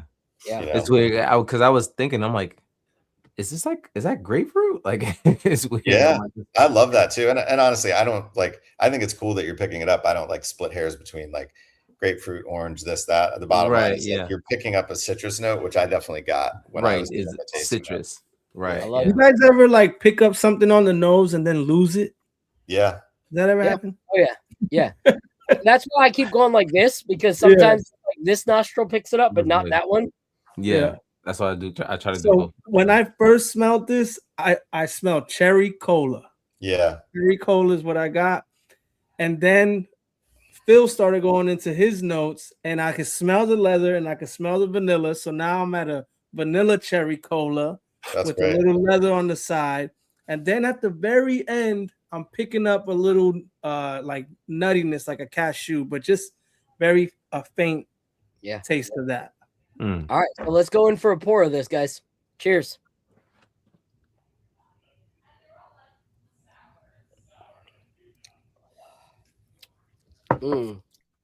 Oh yeah. Yeah. Yes, I'm getting that cherry cola on the nose for sure. It's back. I lost it on the nose, but it came back when I drank it. That's awesome. That's awesome.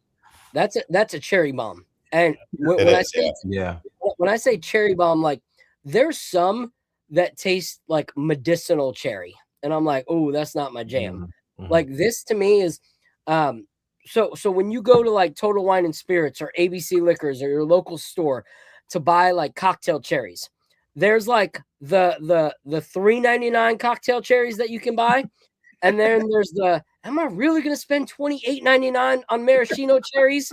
And you're like, yes, I am, because I care about my cocktails. Like that is the kind of cherry bomb you get, like a maraschino dark cherry like bomb. Like, yeah, that's incredible. And I get that caramel in there as well. Like the caramel's there for me. Some brown sugar. Yeah, that a little white spice at the end. Brown sugar. It's weird. Maybe because I had some earlier. It's giving me because I had a macadamia nut cookie earlier, and it's bringing back that kind of taste. It's weird. You know what I mean? No, I'm telling you, you must be aligned with my palate. I forget what I put in the notes. I might have put frangipane, which is like a candied almond paste. Do you see what I'm saying? It's like you're getting something nutty that like has that has a candy quality, which again, it doesn't matter whether it's macadamia or almond or whatever. Yeah. But there's a nuttiness in there, but it's sort of like wrapped in some sort of sweetness. It's not, because a nut on its own is kind of, tannic and has a little bit of astringency, but it's like the nuttiness has a sweet character, which is really cool. I love too, like the way you guys are talking about both whiskeys. And this is what, to me, it kind of goes to the idea of the vertical series. Like, even though the rye you tasted isn't part of the vertical series, but younger versus older, they both have their merits. What you're describing to me is like, this is an after dinner pour. This is a sipping whiskey, you're in the sitting, hanging out with your friends, watching a game, and you're just like something to keep coming back to and thinking about because it keeps grabbing you and you keep smelling and tasting different things. It's really engaging. And then the rye is like something bright, something easier, great for a cocktail, would make a good mint julep. And they both have their place, right? I don't want to make a mint julep with this. But, and maybe the rye is what I want, you know, when I'm outside, you know, lighting up the grill and I'm about to cook something outside. And then this is what I want after I've had my meal and I'm sitting down and I want to have a pour. It's like each has its moment and occasion. It's not like one is better than the other. They're just different things for different moments, you know? Right. Yeah. I love that. And you know what I love about this one is like, I don't get a bunch of spice on the actual like palate, but I get a lot of dry spice like at the end, which is crazy because I, like you were saying earlier, younger rye, you don't really get as much spice. You get more of the sweetness. But this is surprising for a 10-year bourbon, like the spice that you get at the end. Like you get the spice that you would normally get on a 9-10-year rye in that finish, which to me keep in mind though, this definitely qualifies as a high rye bourbon. It's got 21% rye in it. So you would expect, to me, there's no rule, but like high rye bourbon is when there's something 18% or more rye in the mash bill. So you're at 21% rye. So you're firmly in the high rye territory. So I think it's cool that you picked up on it. Like at 21% rye, especially at this age, you would really expect some of those rye notes to kind of break through as well. Yeah, that's absolutely delicious. So Sean, let us know what. Oh, real quick before I ask Sean, great comment in the chat from Carbon Intellect. He said, "Hey, Apollo, is it smooth?" Listen, we have banned that. We have banned that word. Here, Sean. We got a running joke here with Apollo that I could make a highlight reel of just like the whole season of Apollo going, I think it's smooth, you know, it's smooth. So our chat loves asking. No, it's fine. You know what? He didn't say anything to me until like a couple weeks ago. We've been doing a show for like a year and a half, and I've been saying smooth for a long time. I didn't know it was a forbidden word. This is why, because I, as your partner in crime and as your homie, I'm not gonna be like, yo, Apollo, you keep saying smooth. Like, do you? But the fact that the chat started asking, hey, Apollo, is this one smooth? Like, they picked up on it, not me. Like, I didn't call you out on it. The chat did. That's why that's our crew right there. So I'm gonna say something in defense of Apollo.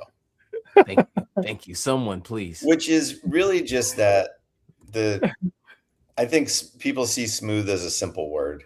Yeah. Right. Mm-hmm. And all you have to do is replace it with the word balanced.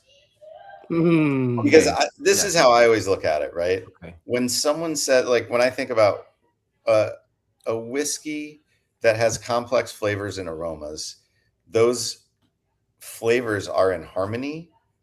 And then they have a harmonious journey across their palate. Like, not one thing is just jumping out. Like, you feel like there's, in wine, we would call it round, right?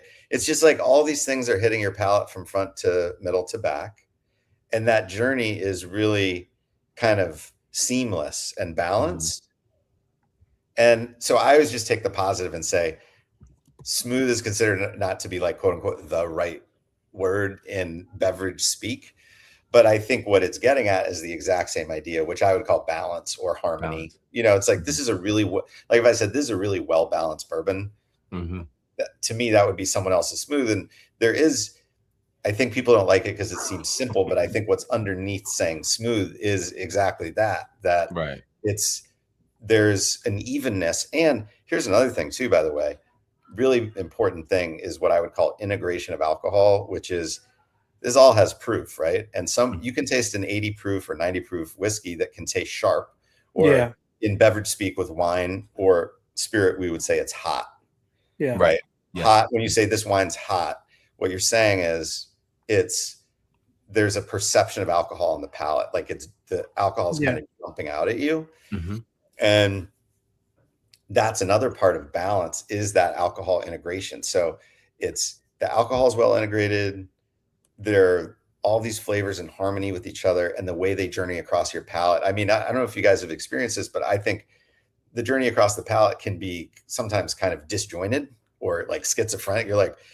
There are all these things, but like something's like, whoa, and then it's that. And there's something great when it is just kind of like that. Yeah. Right. And it's weird because I think that's exactly what I didn't know how to I'm new to this, so I'm like the rookie here. So usually it's kind of like when I say words like smooth, it's because I don't have any other word to describe what I'm saying. But I usually wouldn't use smooth for something that had a lot of heat at the end. You know what I mean? Because it wasn't it wasn't a good balanced transition from front to back. And I guess, like I said, that's a better way to explain what I was trying to say. It's more balanced for sure. I've spent so much time, first as a sommelier and around wine, and then as a master blender, and basically everyone has an agreed upon lingo. Just like if you guys are talking about hoops and no one really knows hoops, like everything is going to seem foreign to them. Like, what are you guys talking about? And beverage is no different. The people who do this for a living and are beverage professionals kind of have this agreed upon way. And then everyone knows, when one person says balanced, or one person says there's a little bit high tone, or this is a little bit sharp, or, I'm getting I'm getting a lot of tannin, or whatever all the stuff is. And it's everyone's speaking the same language. Just like when people all are really into the same sport, they know a lingo that someone who doesn't know the sport would be like, I have no idea what these guys are talking about. All right, Sean. I was trying to make fun of him, and then you brought it all together. The sweet guest. No. Now I'm going to keep track of how many times he says balanced. No, tally him up. Tally, it's coming. It's coming. Man, to make him feel comforted. Sometimes opposite sides of the spectrum, man. This sucks. All right. So I had a question. For Sean. We're not going to drink this one online because Al's not got the sample right now. But I will say, if you guys see Vertical Series Rye 2025 out in the wild anywhere, pick it up. Like straight up toasted oak, maple, vanilla, like, oh my goodness, tobacco, everything that you would want in a rye is that 9-year rye.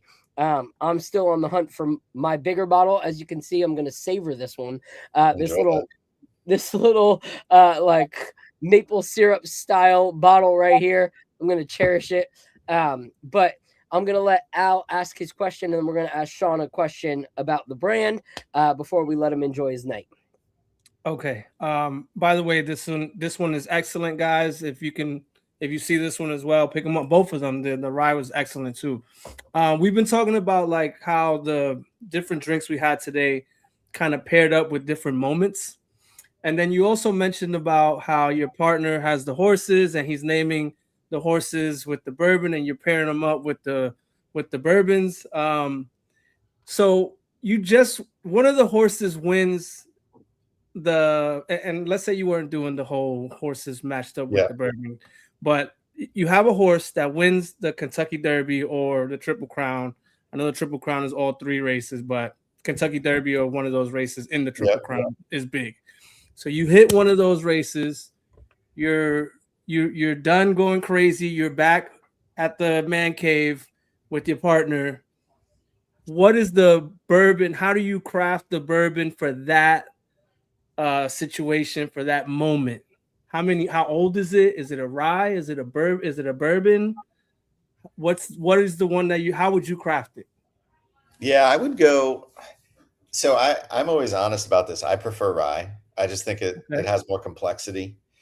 So I would definitely celebrate with a rye. And I think actually the one you've got there, the 9-year, I mean, that won American Whiskey of the Year. So that already won a pretty nice award. So I would celebrate with that whiskey because it's also a champion. Nice. But it's got so much complexity, and it's got just all these cool like ginger notes and clove notes and spice notes and caramel notes. It's like almost like these like ginger snap cookie notes. That would feel like a great celebratory. Just won a big race for sure. Oh, I'm gonna have to go look for that. That's Awesome. awesome. Thank you. I love that. I love that. Sean, honestly, it's been a total blessing. If you guys find a vertical series rye anywhere in the warehouse, please let me know. I will send you my Zelle money immediately, as that is a bottle that is seriously, like I said, last year that made my, I think, like top 5 for all of 25's releases. So that bottle was incredible. And So the I can't- 10-year rye came out too, so don't sleep on know. the 10-year rye. I'm not gonna sleep on it at all. Trust me. What kind of things do you guys currently have in the mix? Like, what is this year's collaboration series, if you don't mind talking about, like, what that could look like? So living in New Orleans, obviously great food culture, restaurant culture. One of my friends and neighbors, Donald Link, has some of the best restaurants in the city, a restaurant called Koshan, another called Pesh, which is a seafood restaurant, Koshan Butcher, which is this amazing sandwich place, Herb Saint, which is more of the fine dining restaurant. These restaurants are incredible. And so the whole idea of the collaboration series is inviting someone who's developed their palate in some way, not necessarily in whiskey, typically not in whiskey, but in some other way, and bringing them into a blending process. So like the cool thing about working with Donald and then his business partner, Steven, who's also a chef, setting them up, all they do is taste things for a living, right? Yeah. And they like whiskey, but they've never blended a whiskey. Then you set them up with the blending methodology. So they're put in, and they haven't blended whiskey. So you're like, hey, this is how it works. This is what we're doing. And you give them the opportunity, though, to then be like a chef. They have all these, each barrel has different aromas and flavors, and they get to essentially compose a dish, which was the bourbon. And this year was actually double oak. It was 6 years old, but 3 years in the first barrel and then 3 years in the second, which is atypical. Usually it's a lot less time. Yeah. What was cool working with them, and it was interesting, they like whiskey, but they're not whiskey enthusiasts or nerds, so they tend to not drink a lot of high proof stuff. I do all the blending at cask strength, and then the proofing happens afterwards. And we had to work our way through 13 individual cask strength barrels. Yeah. And 2 barrels in, these guys were like, "Oh my God, this is a lot." Like, they're like this, they're professional tasters, but they're not used to tasting. And you're spitting, by the way, you're not drinking at that point. Yeah, exactly. You wouldn't be able to taste anything. But just that much 121 proof whiskey on your palate is a lot, right? Mm-hmm. But then bit by bit, they're professionals. They kind of found their way. But then we got to the end of it, and we created a blend that was amazing at cask strength. And I was like, guys, that doesn't seem to be your thing. Why don't we play around with the proof a little bit, and we'll try some different things. And we proofed it. We proofed it down to 115. We proofed it down to 110. And we took it down to 104. And everyone agreed 104 with that particular whiskey was the right answer. And I think it's also cool because they're the collaborators. I'm like, let's make something that you guys would be excited to enjoy. Mm-hmm. And not everything needs to be, hazmat for people who don't know the term, like 140 proof or more. There's room for something that still has plenty of richness and flavor, but it doesn't have to just, blow you up. And so I thought it was really cool to kind of let them not just take the lead on the blending, but like, let's make a whiskey that you guys like. And it came out so good. It's the white label white wax. It'll retail for about $89. So super approachable with all. When does that drop? That should be coming out actually in a few weeks.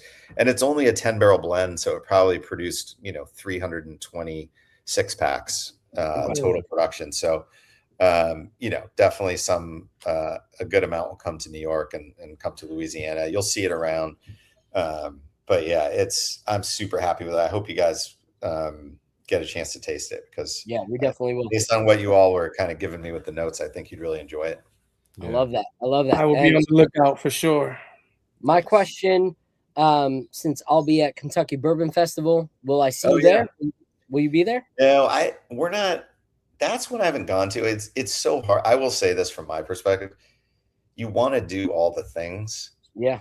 And they're just only so many, and then we're a small company too. I don't think people understand sometimes when they think about, craft versus, there are people producing millions of cases. Like it's conglomerate mass scale. Yeah. And then our entire company is 13 people or 12 people. Wow. you know, and then keep in mind that's because we don't do production in house, so we're outsourcing all these things. Yeah. But if you look at our entire team from like, you know, CEO to sales to finance to marketing to logistics, all of it, creative, you know, graphic design, it's 12 people, you know, including me. So just some combination of like time and resources, you know, it's not like, oh, I don't think the, you know, Kentucky Bourbon Festival is worth going to. It's just like you know, these other companies get to show up and they roll up with a truck and they have 7 people who can like unpack a bar that they reassemble. And like those are big dollar resources. You know? No, I understand. Well, then I will be hitting you up because me and my wife, we're going to spend quite a bit of time out there when we're I'd love to. Yeah, I'll definitely help give you the lay of the land for sure. Yeah, so we'll definitely connect with you, drive out there, spend some time with you, and check out what you got going on there, create some content. Oh, hell yeah. But yeah, so I just added you on your personal account, so I'll shoot you a message so we can lock something down. Okay, but fantastic. let everybody in the chat know how they can support you. Yeah, so pinhookbourbon.com is the website. Pinhook is on Instagram. I'm on Instagram at the Sean Josephs.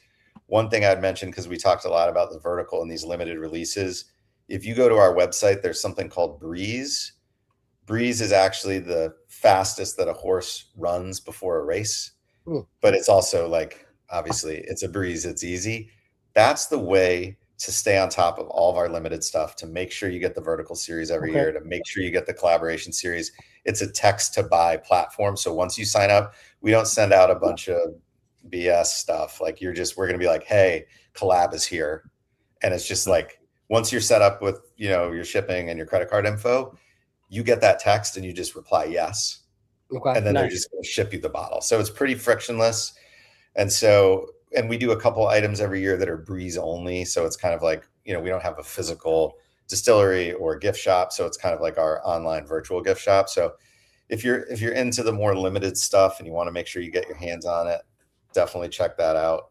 Yeah. But my other advice to people, no matter where you are, you go in any bar or restaurant, right?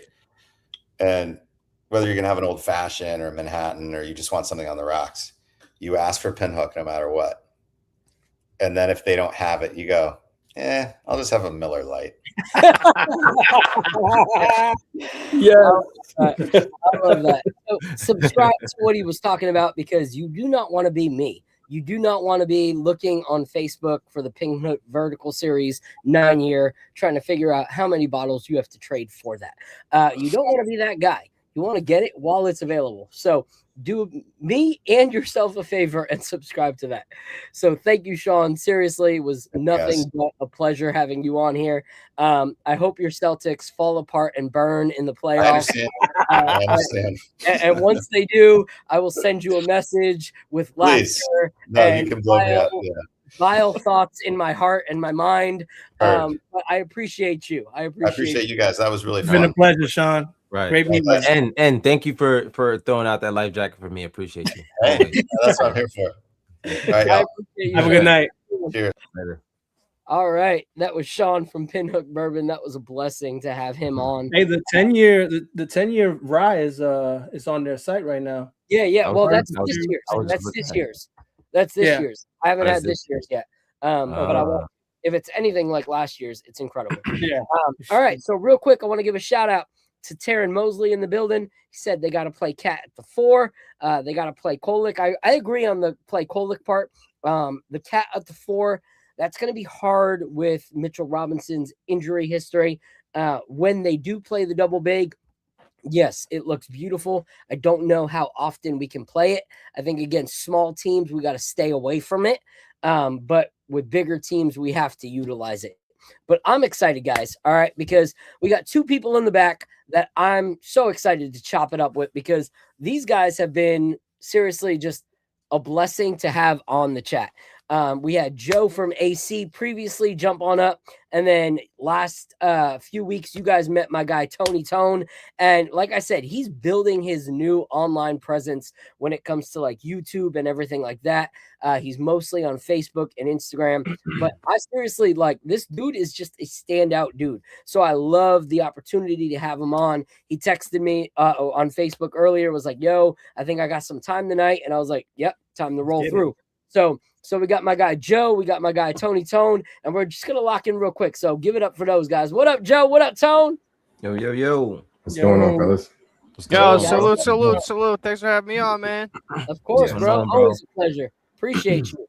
All right. So we're gonna say our goodbyes. We're gonna rock for another like 35, 40 minutes. But Apollo Reed, he's got that like gotta clean toilets in the morning kind of vibes going on. So I hope not. Jesus Lord. He's got to do that school maintenance work in the morning.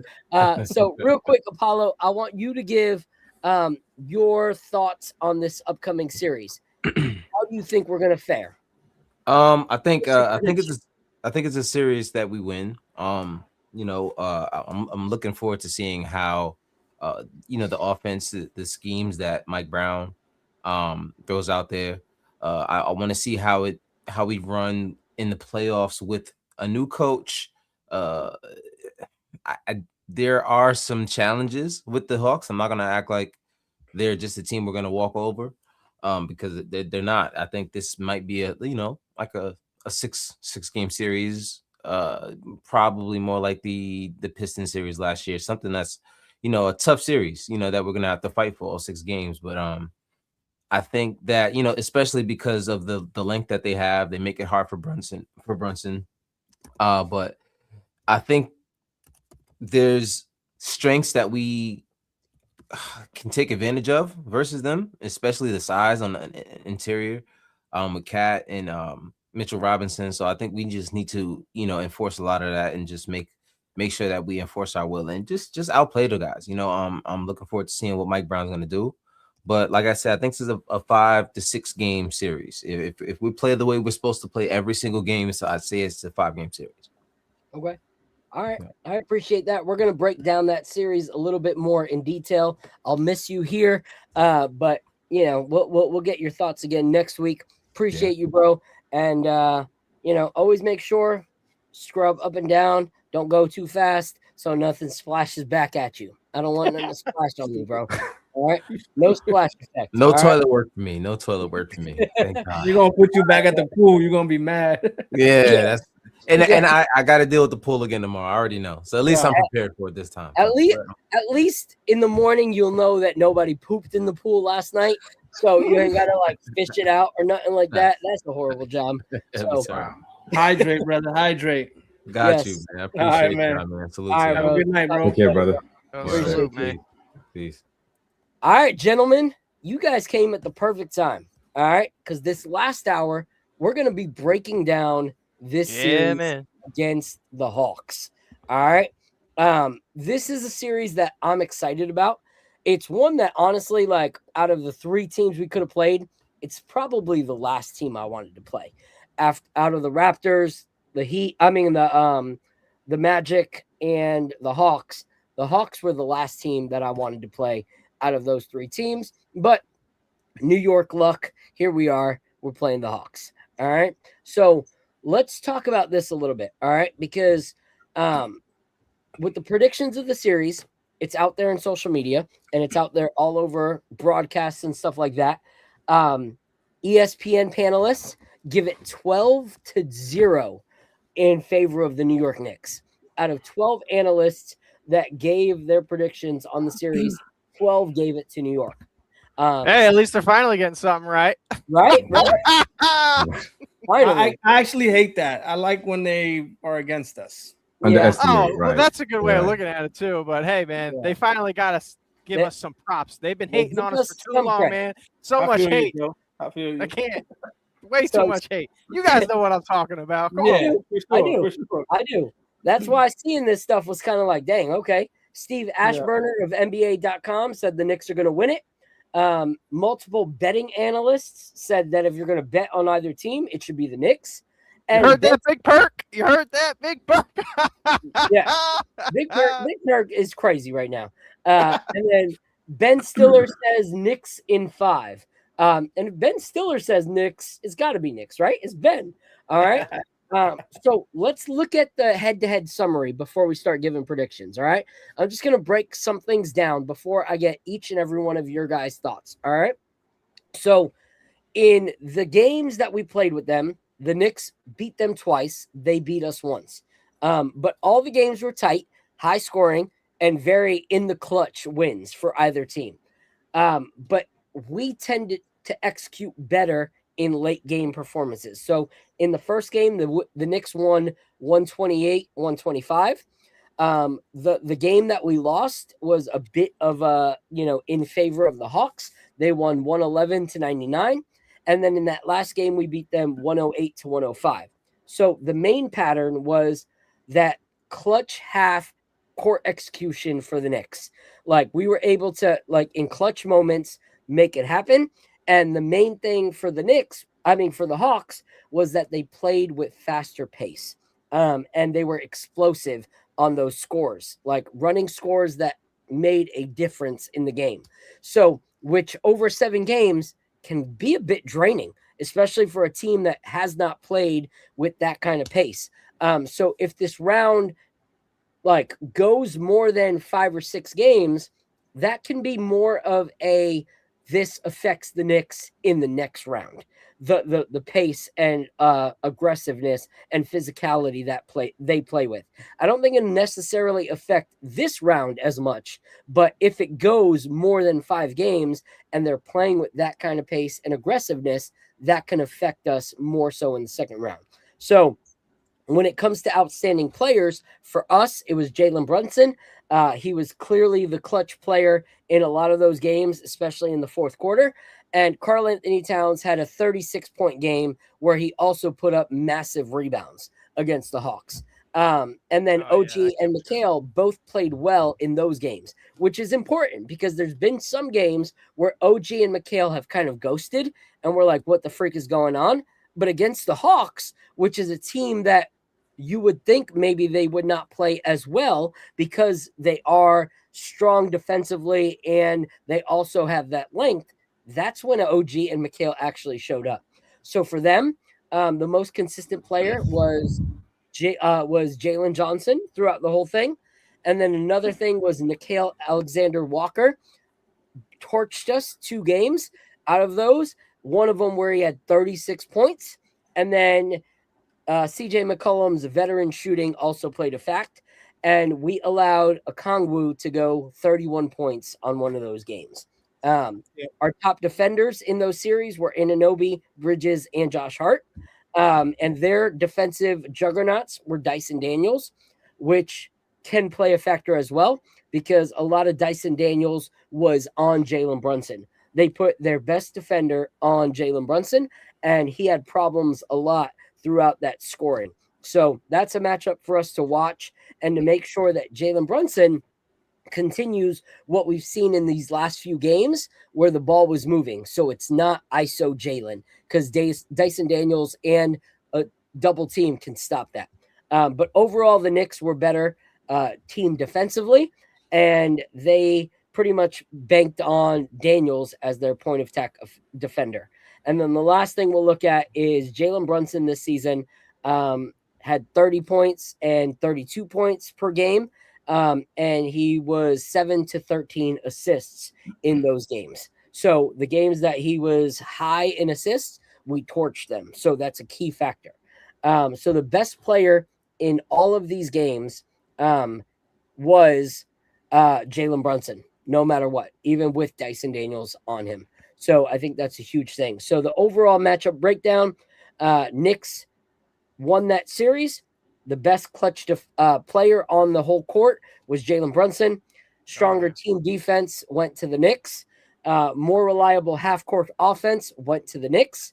And where the Hawks competed was in higher pace and ball movement and multiple scoring options, and Dyson Daniels made things hard. So knowing all of those things going into the playoffs, I want to hear what your guys' thoughts are in this first round.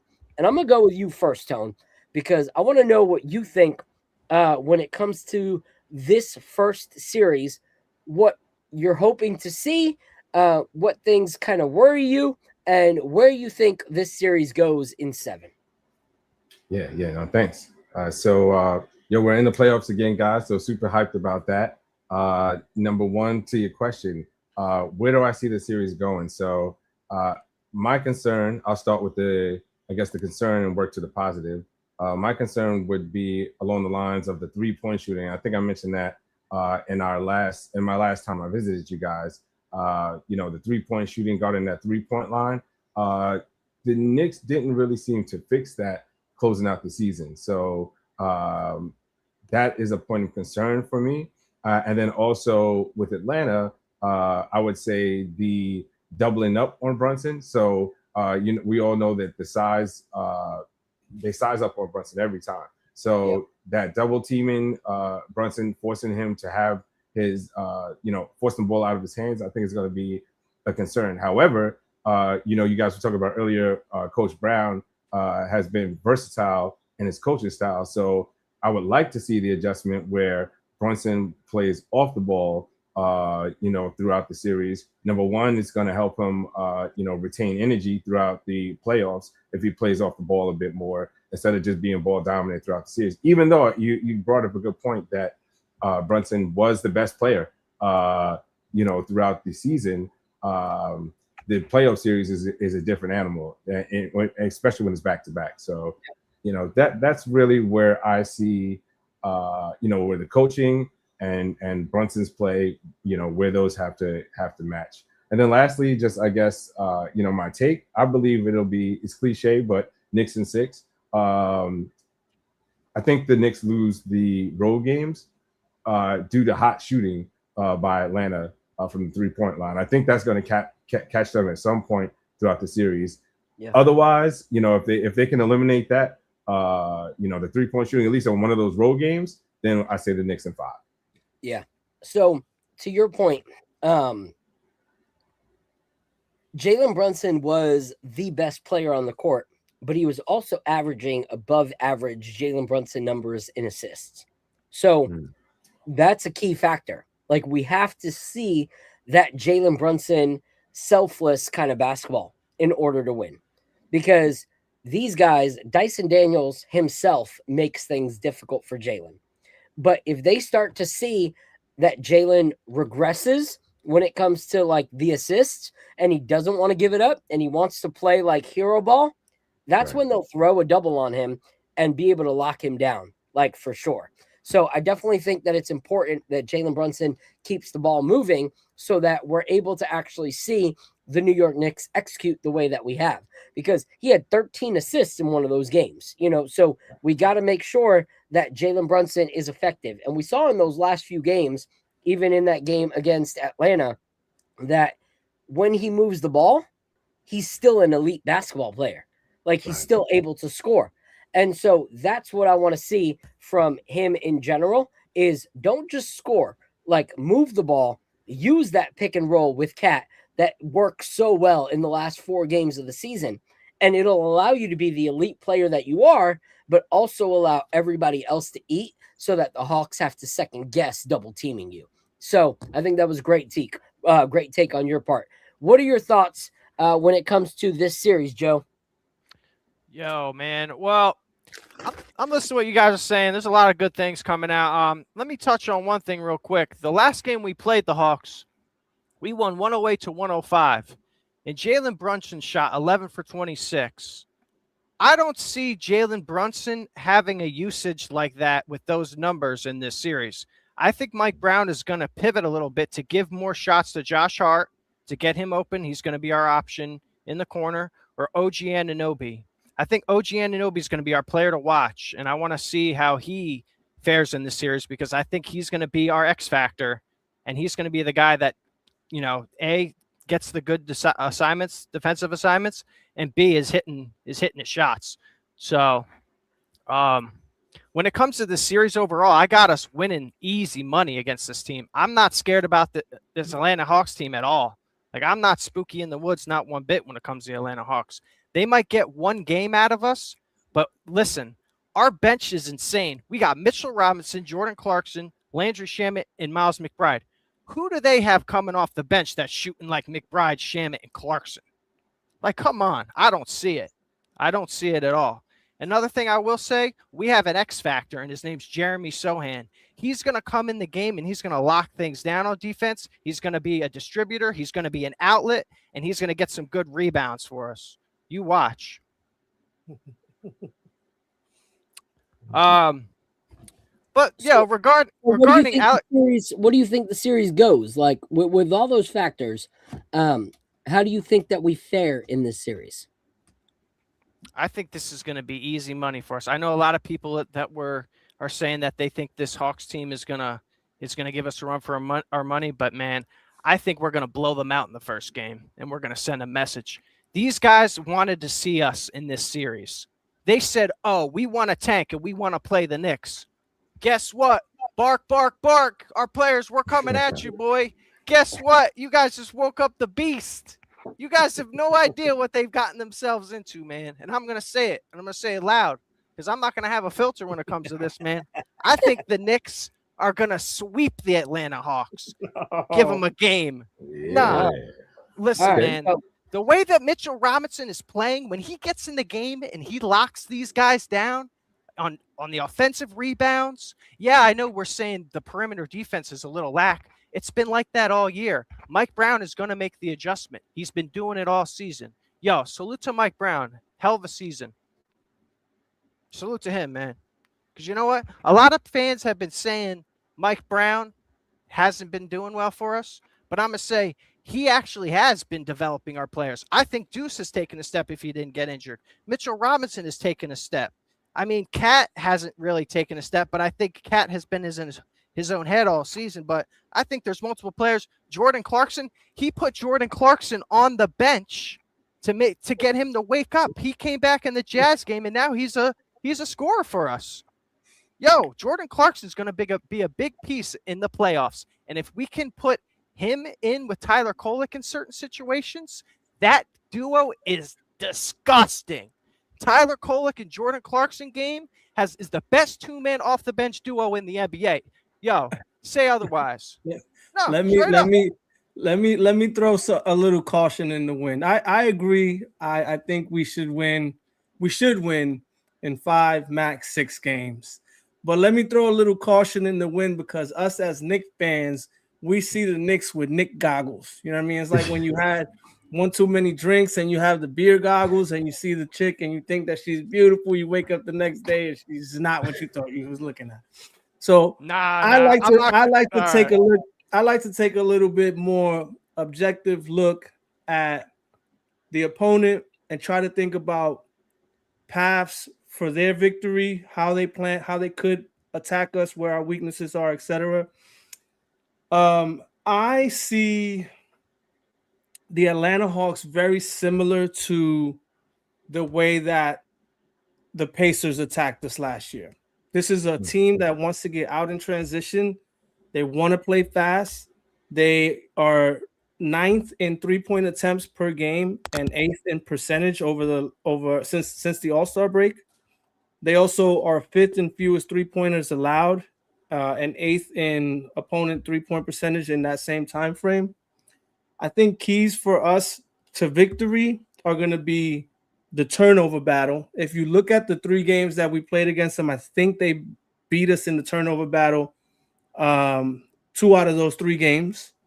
And then also the rebounding battle is important. They have very good wing guard rebounders. You know who's the best guard rebounder, the number 1 guard rebounder in the NBA? Dyson Daniels. He is number 1. Total rebounds as a guard, he is the number 1 in this season. Higher than Josh Hart. This is total rebounds. And Jalen Johnson, obviously a great rebounder as well. And if you look at the last game when we squeaked by a win against them, we should have lost that game because we lost the turnover battle and we lost the rebounding battle. They were grabbing offensive rebounds on us and all that kind of stuff. So we need to make sure we win that, because in the playoffs, if you lose those, you're going to lose the game in the playoffs. That's just how it works. Another thing, you mentioned Okongwu, and a lot of people, not enough people are mentioning him. He's a kind of a threat. He dropped 31 on us, and then he dropped 20. He dropped 31 and 14 on us, and he dropped 23 and 9 on us. And then he had the only game he played bad was the last game when they lost. So he could be like an X factor. We have to make sure we take care of him and we don't like underestimate him. I think if you look at Brunson's numbers, he averaged like 30 against them. But if you look at the last game, he really wasn't doing well against them. He could potentially struggle with their length. I think this is a series where Cat really needs to shine, and he really needs to kill and buoy us to the victory. But I just want to throw a little caution to the wind and let you guys know, like, yo, these guys got their own weapons. They got a way they're going to attack us. They are like the number one transition team. I hear you. And they're going to try to push on us. So we aren't that good as a transition defense. So we got to make sure our transition defense is up to snuff and we're not turning that ball over, because down the stretch of the regular season, we were turning the ball over a lot, way too much. And so those are things that I'm kind of a little bit worried about. Yeah. So this is what I want to say. First off, shout out to Joe. I really wish that I could wake up in the morning and instead of my alarm, Joe is just there to pump me up. Like, seriously, if I had a Joe for Siri, I would probably be jacked. I would wake up in the morning. I would spit like 6 eggs. I would start working out, and I would just be like the guy. Like, seriously, with that kind of like empowerment behind me, like the roof like would be torn off. Sky is the limit. Like Biggie Smalls lyrics every single morning. Sky's the limit. But let's go. Orange and blue skies are great, but I don't want to be delusional at the same time. I do not. I hear you. I hear you, man. Listen. I don't believe it's a sweep. And here's why. Because I truly believe in the saying, old habits die hard. And even though we're coming into what looks like beautiful basketball, we have struggled all season with old habits reappearing. Like we have. We've struggled with Jalen Brunson reverting back to old ways. And like I said, in those 3 games, the 2 that we won were when Jalen Brunson was selfless and inclusive in the offense. When they are able to lock down Jalen Brunson, it causes a lot of issues for the New York Knicks. And when do stars want to shine the brightest? When it matters the most, right? Yeah. Like when it matters the most. And so I'm hoping that Captain Clutch decides to be captain of the New York Knicks as opposed to Captain Clutch of the Jalen Brunson legacy, because they're 2 different things. One is building for a championship and one is building for a personal empire. And when we see Jalen Brunson build for a personal empire, we lose, like in those clutch moments. When we see Jalen Brunson building for a team championship is when we thrive. And that's what we need from Jalen Brunson in this series. So that's why I think for me, it's going to be harder than we think it is. Because a lot of times when we think that we're looking down at a team is when that team is looking up and fighting for everything and makes us eat our words. So for me, I think this game goes 6. I think it's Knicks in 6, not cliche because it rhymes, but because I think pride will eat us in a game or 2. It'll eat us in one game and their hunger will eat us in another. So I think it'll be Knicks in 6, but I think that we need to make sure, and I hope that it's not. Like, I hope I'm wrong, because like I said, their like physicality, but also their speed is going to drain this team. Yeah, we got to wrap this up in 5. We really should. We are not a fast team. That's why Mike Brown, shout out to him, he had to pivot from his plan of being a fast-paced team, because even though he wanted to, there's no way Big Body Cat and Big Head Brunson were going to be able to run a fast team. It just wasn't going to happen. Like, it just didn't work. So he pivoted. But this team is a fast-paced team, and they're aggressive, and they're tall.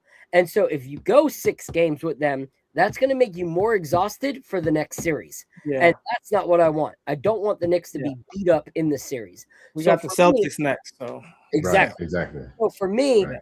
the most important thing is ball movement and also utilizing everyone at their strengths. This is a series that we need to utilize double bigs. Why? yeah. Because Mitch is way too Oh, yeah, for dominant sure. for any of them to handle. And if Mitch is the dominant guy at the 5, that frees up Cat to do more damage at the 4.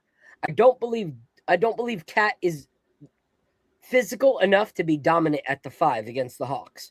But I do think he's dominant enough to be physical at the 4, which makes them have to double team him at times, which will leave OG and Mikal open a lot more if Cat is at the 4. So for me, I think this is going to be more so a JB must be selfless series, but also a Mike Brown needs to utilize the best lineups possible. This is a lineup that you want to see Mo Diawara minutes because they can't double team because of the height. So I think it comes down to more of a physicality thing than anything. Someone was backstage and they disappeared. What the heck just happened? Where's the infamous Nick? Where you at? Come back up. I want to hear what you got to say. And so shout out right here to Unk. He said, pace of the game is key. Hawks want to play up-tempo. If they do that, they will win. Knicks need to keep it at half-court game, and they will win. That's true. That's exactly what I said earlier. When the Knicks won, it was based off of keeping the game half-court. So that's why Mitchell Robinson matters. You know, those offensive rebounds. Because if they get offensive rebounds, they're off to the races, and then we're screwed. So we got to make sure that that's not a factor. So without further ado, I'm going to bring my guy up. The infamous Nick is going to join the panel as well. What up, what up, what up? Good evening, gentlemen. How you guys doing? Thank you for having me on. Of course, brother. How you been? Bro. Doing good, man. Just excited. It's I started the season when I was with Knicks and Nish, and I told them, this is the season of destiny. This is the season that most of us have all waited our whole lives for. And it's now time to put up or shut up now. We Knicks fans have been suffering for a long time. And I'm excited. Look, I hear everything that you guys are saying. But I'm going to stick to my guns here. Knicks in 5, gentlemen sweep. I think it'll be a tough series. I think there'll be close games, but I just don't see how Atlanta, position for position, bench for bench, talent for talent, is going to be able to sustain, number 1, Jalen Brunson, number 2, Karl Anthony Towns, and number 3, the rest of the Knicks. Mitchell Robinson. Amen, man. Mitchell Robinson. Here's the thing about the Atlanta Hawks. I think that they're 1,000 times better now than they were when they had Trae Young, which is crazy because now they really don't have a point guard to kind of help facilitate. I mean, yeah, CJ McCollum is a nice addition, but for Johnson and for Alexander to actually be effective, I think they lack that, and we have that in spades. We have 3 talented point guards in Jalen Brunson, Tyler Kolek, and Jose Alvarado. They're going to have a hard time just keeping up with those guys alone. Then you add the fact that you have the 7-foot Karl Anthony Towns and 7'1" Mitchell Robinson down low. They really don't have an answer, to cover up the paint. So I don't see how they're going to be able to sustain it. Yes, they can get up and down in transition. Here's a problem with that. The Knicks are, even though you guys mentioned it a little while ago that the Knicks do turn the ball over, and they kind of do, but they're among one of the league's best at protecting the basketball, especially in the fourth quarter. So if this game gets close, within 5, under 5, now you have to really play the game of measures, and the war of attrition is just too heavily in favor of the Knicks as a team, as a unit. And my boy Mentality mentioned this on my Spaces last night, and it's mind-boggling to me. Saturday night will mark 27 years since the last time a Knicks team ran it back with the same core 5, 6, 7, 8 players for the second consecutive year. Year after year, the Knicks have been having turnover after turnover after turnover, whether it's the coach, whether it's the personnel. This is the first time they ran it back, and this is a team that was in the Eastern Conference Finals last year. Yeah. I'm not saying that it's going to be an easy walk there. It's not. Yeah. I don't think that that getting past Atlanta is going to be easy. I definitely know that it's not going to be getting past Boston will be easy, and if we make it that far, I don't think getting past Detroit will be easy. But here's the thing that that keeps me having the faith, that keeps me preaching, and I'm going to have a state of the Knickerbocker Nation video eventually, hopefully before Saturday. But the fact of the matter is, I don't think that there's a team that can stop us when we're on our best. There's not a team that can stop us. There's not a team that can hang with us. You can talk about how the Knicks have performed over the last month against teams, with winning records. The Knicks are 29-12 really overall throughout the entire season with against teams that are with winning records. Yeah. So yes, they've had stumbling blocks. Yes, they have this Jekyll and Hyde roller coaster, kind of vibe. But you tell me what team doesn't. The only thing is that it doesn't get as publicized enough because let's be realistic. Which is the largest city in the world? New York. Which is the largest fan base in the NBA? The New York Knicks. Then then everyone goes on beyond underneath that. Everything here gets magnified by 1,000. So obviously the Knicks' glaring issues are just going to be more glaringly obvious because there's just more eyeballs. There's going to be more opinions. There's going to be more ideas. There's going to be more perceptions. And there's going to be more criticism. So I don't think. If you watch basketball, and I know everybody on this panel does, and I know everybody that follows me, and you watch basketball, when the Knicks are on their best, tell me who can beat them. Nobody. Not the Celtics, not the Pistons, not the Thunder, not the Nuggets. Nobody. And that's basically how you're going to have to look at it. Now, can the Knicks stay consistent for 4 out of 7 this series and 4 out of 7 in the following series?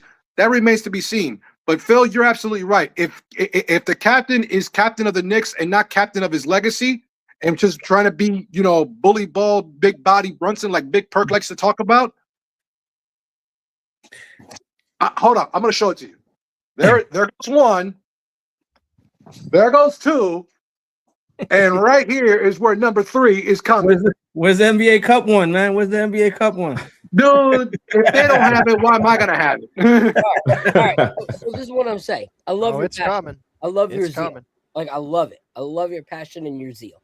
But to answer your question, what team you were saying? What team can who does have the consistency? There is teams. You look at the Pistons. The Pistons, even without Cade Cunningham, were pretty consistent without their number 1 guy. Okay? That is the picture of consistency. The Boston Celtics, without Jason Tatum, their number 1 star last year, found a way to not just be consistent, but to be elite this season. To have their guys who were role players last year become their starters and take them to the number 2 position. That's consistency. OKC, consistent. Spurs, consistent. Yeah, so there are consistent teams out there. The problem that I have, as much as I love my New York Knicks, the problem is up until these last 3 games, it was like watching the Knicks was like going into a box of Cracker Jacks. You had no clue if the toy that you were going to pull out of there was a stupid stamp or something that was actually worthwhile. You did not know what was going to show up. And didn't know if it was the ring or the kazoo. Exactly. And that was the frustrating part. And so my whole thing is I feel like the inconsistency that we've seen in the season either was what I talked about earlier, either Cat and JB were kind of trying to throw a wrench in the works for other teams, and they've actually had this down for a while, and we're just now seeing what they already knew that they can do. And that would be like a straight up 1-2 punch on teams in the playoffs. Or it took them this long to actually buy in. And that's because their pride and egos have gotten in the way. And I think that's an issue, because if you are looking at it and going, oh man, the Hawks are nothing, like we're up here, the Hawks are down here. What happens when the Knicks play down to their competition? We lose. Like so many times when the Knicks, they're above somebody, we've gotten upset because we lost. And so my whole thing is, I don't think it's going to be a sweep. I don't think it's going to be a gentleman's sweep. I think it'll be 6 because I think like our pride is going to get in the way of one of them and their talent is going to get them another, because they are a talented team. So that's one of the things that I come back to that I want to see the Knicks do. And that is, in the words of my man, the loopy blogger, I want to see the Knicks bully the F up. Okay, you see my man Mason right there. I need the Knicks to have that killer instinct. Okay, we had a long playoff run last year. We made some mistakes, like we let the Detroit Pistons series drag 6 games, right? And that came to bite us when we played the Pacers in the ECF. They ran us out the gym. We were tired. Let's not make that mistake again. Can we learn from that? And then can Mike Brown? I look at that killer instinct as something that comes from your coach and your leader to drive that killer instinct, that bully mentality into the team. And I don't just, Mike Brown is such a nice guy. Like, I don't see that. And he has a military background. I need him to tap into that military background. And we need to dog walk teams on the way to the ECF if we can. Like, and the Hawks present an opportunity, but if we slack, this can go 6. I don't want that for us. Here's where I'll push back on that. I don't think this is a Mike Brown thing. Because you talked about like military, you got to be that. Here's the thing. Military knows the idea of those who bark the loudest have the least amount of bite. Like, that's just the truth. You know, you can be aggressive, you can be angry, you can be this and that, but you still ain't going to do nothing. Like, how many Twitter reels have you spent on like rabbit trails just watching people where the title of it is bully talks all this trash and then gets smoked by a white boy that weighs 60 pounds? You know, like all those videos are hilarious because the person who was talking the most got destroyed. It was the person that moved in silence that was the actual executor. And I think that's Mike Brown. My whole thing about why I don't think we will get it in 6 is because what I'm hoping and praying is what I said earlier in the show, that our team, what we've seen in the last 3 games, they've known that this is going to work. They've known that this Jalen Brunson and Cat performance that we've seen over these last few weeks, they've known that they can execute that in royalty and in excellence, but they've chosen not to because they wanted to wait to the playoffs to really unleash this new level on everybody. And it's like a sneak attack. That's what I'm hoping. And if that's the case, then yeah, 4 or 5, cool. But my scary thing is like, I'm thinking more so what I'm hoping and trying to think more realistic. Like, okay, but what we saw in 82 games was not really that. So either what I'm hoping is real or a fantasy. And if it's a fantasy, we're going to see 1 or 2 games where Jalen Brunson or Cat get that like ego persona and cost us the game. So I'm hoping that I'm wrong and that what I've seen these last few games is who the Knicks really are. And if that's who they really are, then we can gentlemen sweep a team. But I'm scared of old habits dying hard and us seeing a game where we're like, Jalen Brunson, pass the freaking ball, where my 8-year-old is saying, are your eyes closed, Jalen? Cat's open. And like, I'm like, my 8-year-old, why does Jalen Brunson see it? Why does the captain not see what my 8-year-old sees? You know? So that's my thought right there. It's crazy. You guys mentioned the military. Of course, I went to go grab my old cover. This is my actual cover from like when I was in. I served in the United States Marine Corps for 5 years. Salute. Thank you for your service. Appreciate it. And Phil, you were mentioning how those funny videos about the one that's wilding out and is usually the one that gets punked. Try to pull a punk card and gets his bomb punched. I don't think that it has to do with with it being a punk card with the Knicks, because I don't think if you look at the difference between last year and this year, I think any Knicks fan will tell you that last year the Knicks, personality-wise, last year showed you that they were not going to get punked. As the brother just mentioned, the reason we lost last year is because we ran out of gas. By the time we got to the Pacers, and the Pacers just running up and down the court, at free will. I don't think you're going to have that same problem this year, because obviously you see that Brown is willing to go into the bench. He's willing to go up to 9 to 10 deep if need be. You have enough weapons and enough fresh legs that now you don't have to tax OG Anunoby and Mikal Bridges and Jalen Brunson and Karl Anthony Towns. You don't have to spell them for 45 minutes. You don't have to keep Josh Hart, for pretty much the entire game, as Thibodeau did last year. Not to say that it was to his detriment, but let's be realistic. By the time the Eastern Conference Finals came around, they were gassed. You can't expect them to play 45 minutes when they're playing 13, 14 different guys. That's not going to happen. I don't think you're going to run into that same issue this year.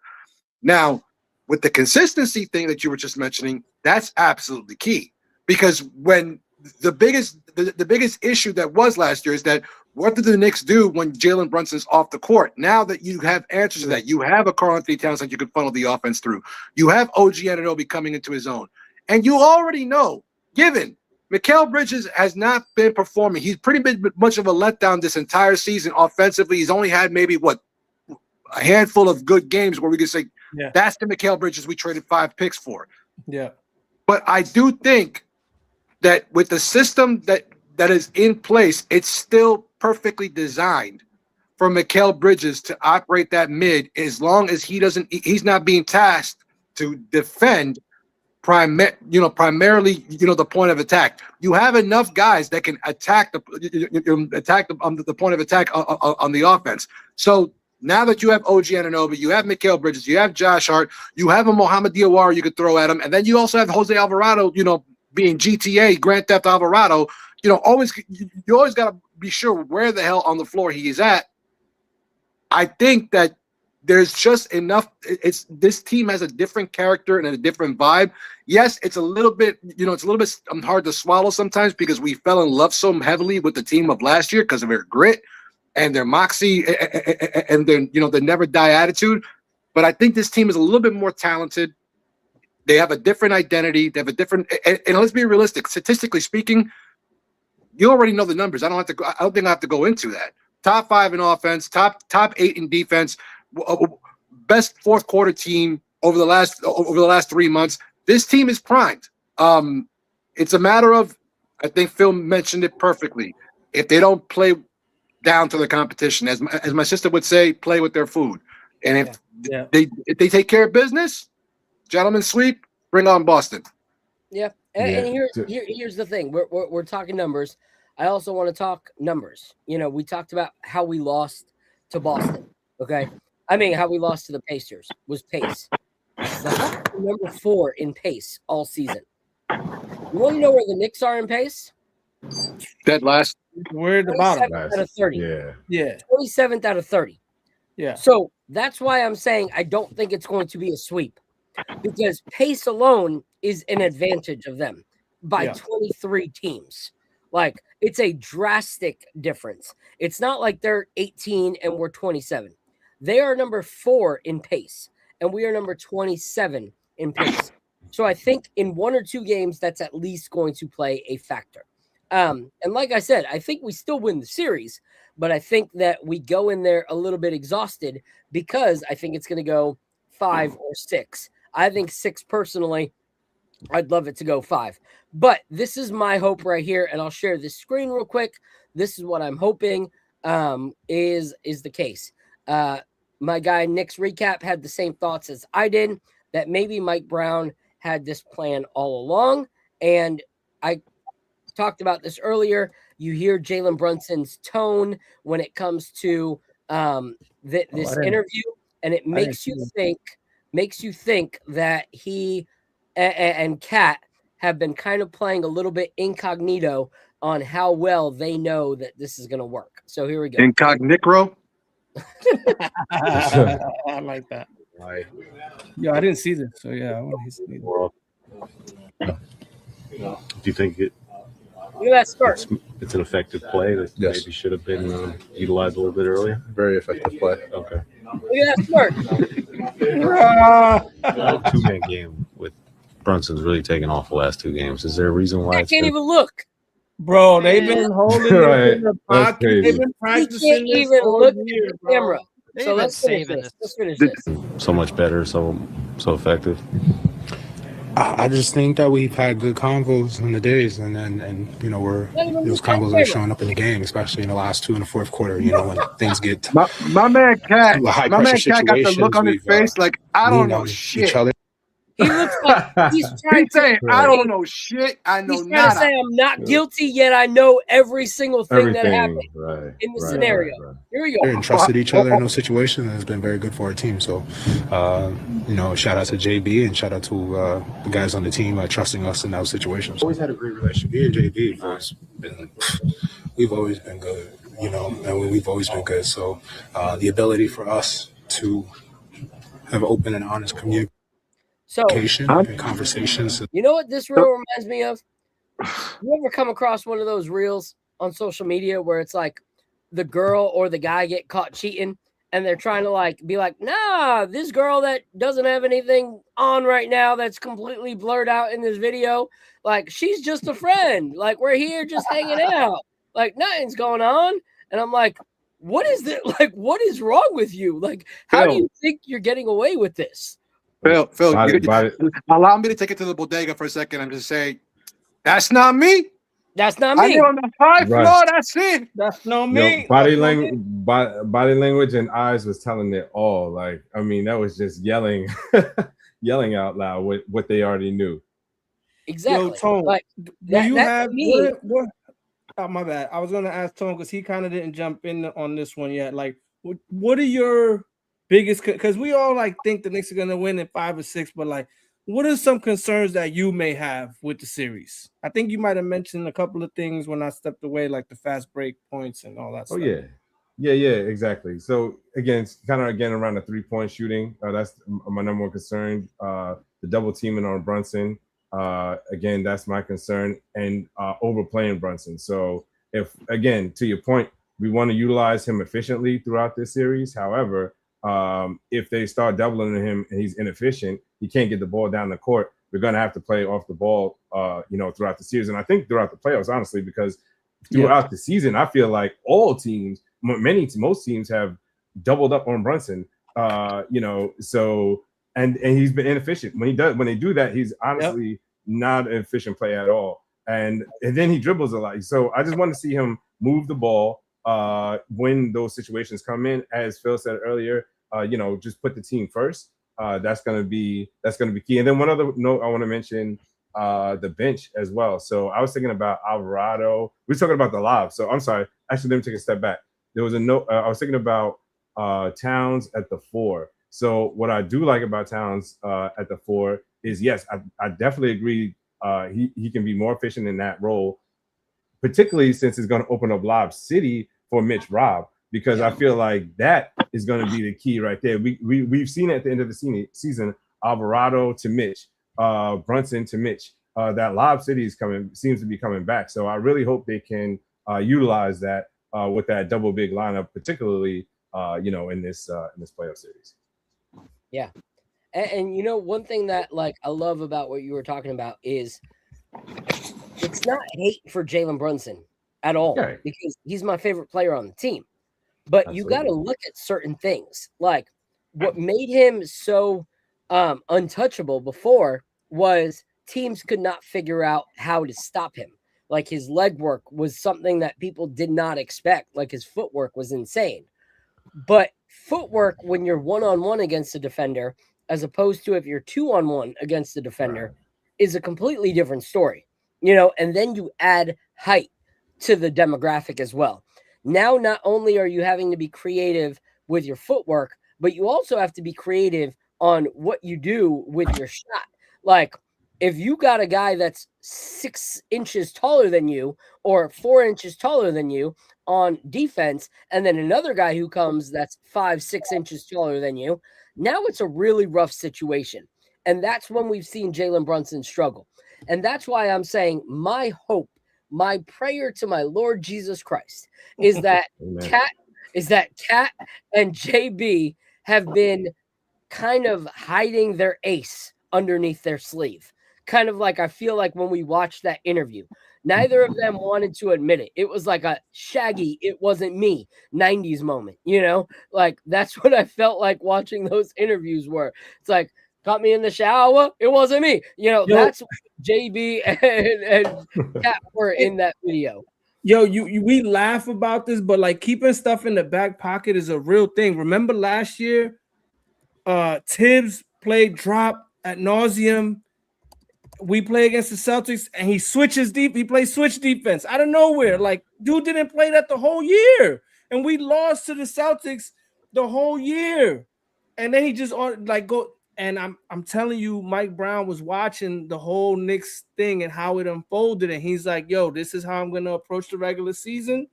This is how I'm going to approach the bench.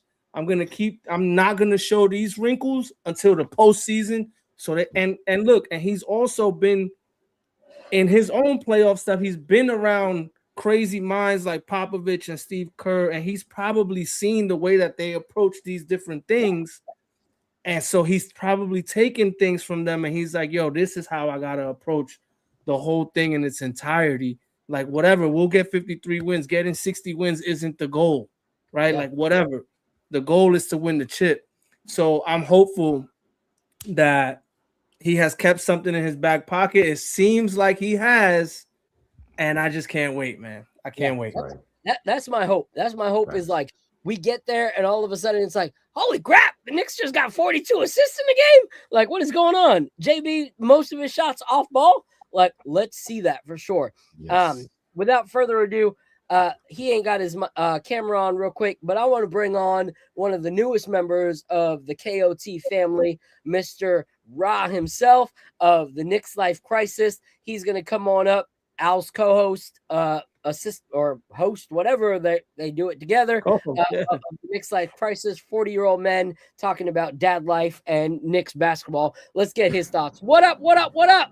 Yeah, Yo, what up, fellas? How's your night going so far? Oh man, it's beautiful. How's yours? It's been good. I got to meet up with a couple of buddies. I was telling them about Nick of Time. Super excited to be joining you guys. Me and Al, we've been doing this for 2 years now, so we're still new to the game compared to you guys, but it's been a lot of fun, and we don't always agree on stuff, but we all agree we want to see the Knicks win a championship. So however we get there, we get there. Yep.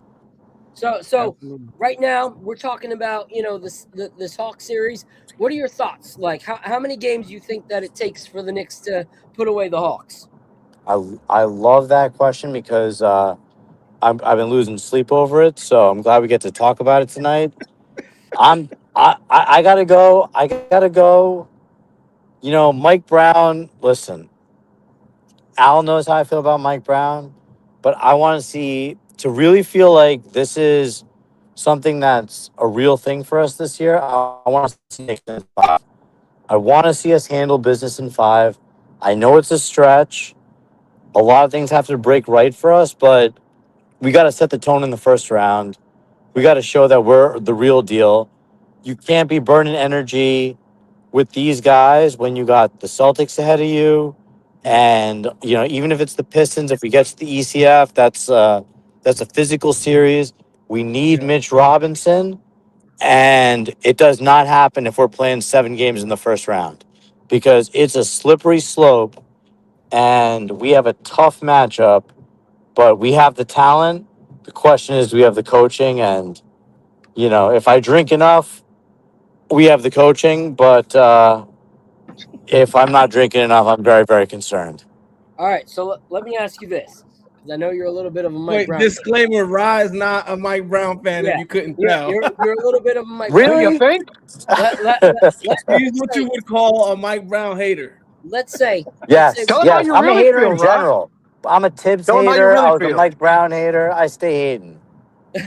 All right. Okay.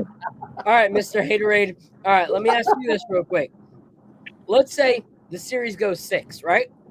Yes. And in the 4 games that we win, we all bought into the Mike Brown system. And the 2 games that we lost is because Jalen Brunson reverts back to ISO ball. Do you put the criticism where it deserves to be, or do you continue to blame Mike Brown? Oh man, it's a leading obvious. question. It's a leading question, and it's a great No, it's not. question. If 4 games that we win are obvious that we bought into the Mike Brown pass the freaking ball, drive, spray it out, or pick and pop system, and we win those 4 games, and the 2 games we lose are because Jalen Brunson plays hero ball, and all of a sudden the PSI on the basketball is super low, and they have to refuel it up every possession because Brunson dribbled the air out of it. Do you put the blame where it belongs? So if Brunson is dribbling the air out of the ball, and we lose those 2 games, do I put the blame where it belongs? Yeah. No, I don't. Nope. I'm still gonna blame Mike Brown. I'm going down with Jalen Brunson, baby. All right. So we have officially brought on our first delusional New York Knicks creator. All right. No, Phil, it's a fair question. I'm just playing. Like, look, obviously, I hope it doesn't come to that, but I'm a, after so many decades of watching really tough point guard situations in New York, I can't. It's a hard thing for me to hate it on Jalen Brunson. But yes, I hope he doesn't dribble the air out of the ball. I hope we run the pick and roll. I hope the ball moves. But come on. I mean, I'm going with Jalen Brunson all day over Mike That's Brown. crazy, though. Like, at the end of the day, are you a fan of the New York Knicks or are you a fan of Jalen Brunson? If Jalen Brunson gets traded in the offseason to LA, are you going to buy a Laker jersey? Or are you going to Hell no. Come on, Phil. This is supposed to be a friendly first call. Of course I'm not going to. Come on. Here's the thing, I'm going to bro. buy a Laker jersey? Come on, man. That's blasphemy in this room. Never. I would never do anything like that. I would never go against the Knicks. But I do love Jalen Brunson. He's a top 3 Knick for me for sure all time already. And so, look, I hope he brings us a championship. And, All right, of course, I'm New York all the way. My favorite Knick of all time, John Starks. Guess Yes. what? I still blame John Starks for us losing and him kind of ghosting a bit in the playoffs when we needed him. 2 for 18 will haunt us forever. Exactly. I can't agree with you more. So But I can say he is my favorite Knick of all time, and in the same breath, also put blame where it belongs. I do not blame the coach. I do not. Yes, I do. Doing. I do. Oh, come I do. on. 2 for 18 is criminal, bro. 2 for 18, knowing full well that he was shooting 2 for 18. Pat Riley should have made the decision and made the big boy decision and pulled him out. You could have pulled out. You could have brought in Ronaldo Balkman. He could have put in Greg Anthony. He could have put in Hubert Davis. He could have brought in anybody. But when the guy's shooting 2 for 18, at 2 for 10, that's when you start to think about, no, you don't give the guy 8 more shots. I love that you guys say that, but I bet you all of my money that if we are in a playoff game and Mike Brown pulled Jalen Brunson on a game that he was shooting poor, you would all say, how the heck do you not have Captain Clutch in the game in the 4th quarter? You can limit his minutes. You can limit his minutes. You don't have to pull him out for the whole game, but you can limit his minutes. I'm never taking. Not with the 4th quarter though. We would complain if it was the 4th quarter. We Come would on, definitely y'all argue. crazy. Y'all We would still complain. We would still complain, but this is straight up revisionist history for Jalen Brunson love. Straight up. Yo, Phil, Tone has to go. Just let him say his. Tone, do me a favor. Plug your channel. Plug where people can find you. And thank you so much, as always, for being on the channel. Yeah, no, appreciate you guys, and always a pleasure. Just wanted to say real quick, check me out on Facebook, Tony Tone's Real Talk, and I'll be going live, guys, on from the Garden on Saturday. So I'll be at the game. So live streaming from the game. So for those that can't attend the game, I'll give you a bit of flavor from inside. So hopefully you can check it out. Yeah, Again, Tony Tone's Real Talk on Facebook. Check me out, guys. I'll be at the game too. We should meet up. Oh, absolutely, absolutely. Yes, please do. Yeah. I got you. That was Rod. That was Rod. Connect. Yeah, I'm gonna look out for you for sure. I'll find you for sure. Awesome. Thanks, Phil. Appreciate you guys. All right, Tone, you will have a blessed night. Peace, Tone. Yeah. Oh, yes. Shoot me your number in a message, and I'll put you and Ryan in a chat together. Got you. Say less. All right, brother. Appreciate you. God bless, bro. Have a blessed one. Be well. Peace. All right. So there's some, how there's some players that are like they're deemed coach killers, like LeBron. Like Dwight Howard. Rye is a coach killer. He's a fan coach killer. He killed Tibbs, and now he wants to kill Mike Brown too. I mean, I was killing Tibbs last year, man. So I'm with Rye for the Tibbs thing, to be honest. I'm you killing Tibbs, but here's the thing. This is the greatest podcast I've ever been a part of already. Thank you. What's crazy? Al. Bro. Go on mute. Brown, who has done all the things that we were upset that Tibbs didn't do. That's the crazy thing to me. That's like straight up going, man, I don't really like this girlfriend because she's only 5'3", and I really want a girl that's 5'8". And she got blonde hair, but I really wish she was a brunette. And then all of a sudden, you start dating a brunette who's 5'8", and you're like, you know what? What I don't like about this girl is that she's not 5'3", and I really wish that she was a blonde. Like, what the frick are you talking about, bro? Maybe you just need a 5'6" redhead. You don't know, bro. You don't know what until you got what you're looking for. I hope you find your ginger. Or Puerto Rican, yes. Or 5'1" Puerto Rican. Yes. Yes, the give. Yes.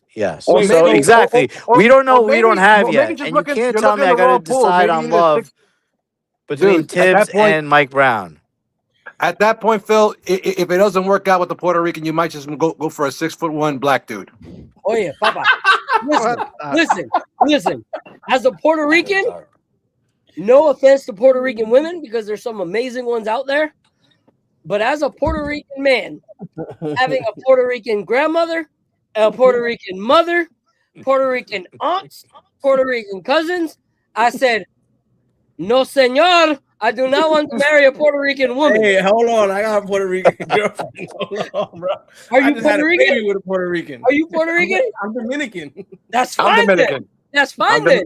I'm Dominican you didn't too. marry a Dominican, right? You didn't marry a Dominican, right? No. You have a Dominican mama. You have a Dominican grandma. It's different.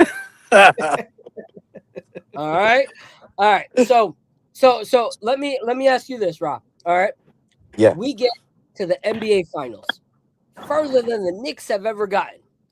All right. You eat your words about Mike Brown, or you keep going with the haterade? Nah, he'll eat his words. I mean words, bro. I'm buying a Mike Brown. If Mike Brown gives me a championship, I'm buying a Mike Brown jersey. I'll hang a picture of him in my living room.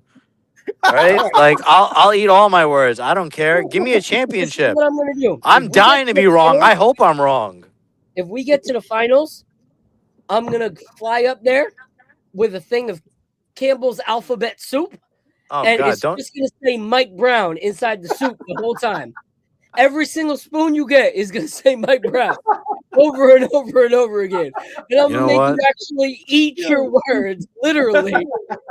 I can't wait to pick you up from the airport. I hope that happens. That sounds great. You might as well do alphabet cereal too. That'd be amazing.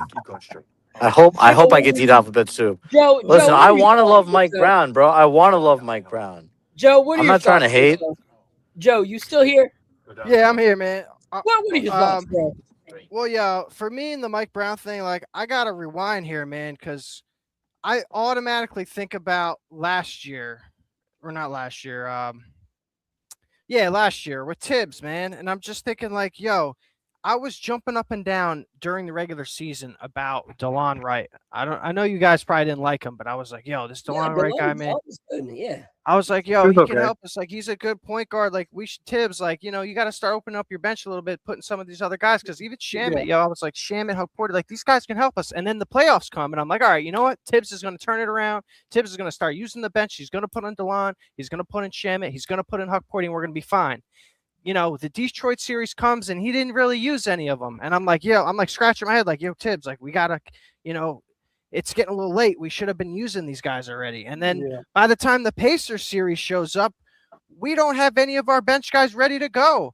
And DeLon didn't play, and Shamit wasn't really playing. I'm like, yo, these guys can help us. Like, where's it at, Tibbs? And right at that moment, I was screaming. I'm like, yo, I hate Tibbs. Like, get him out of here. I need a new coach.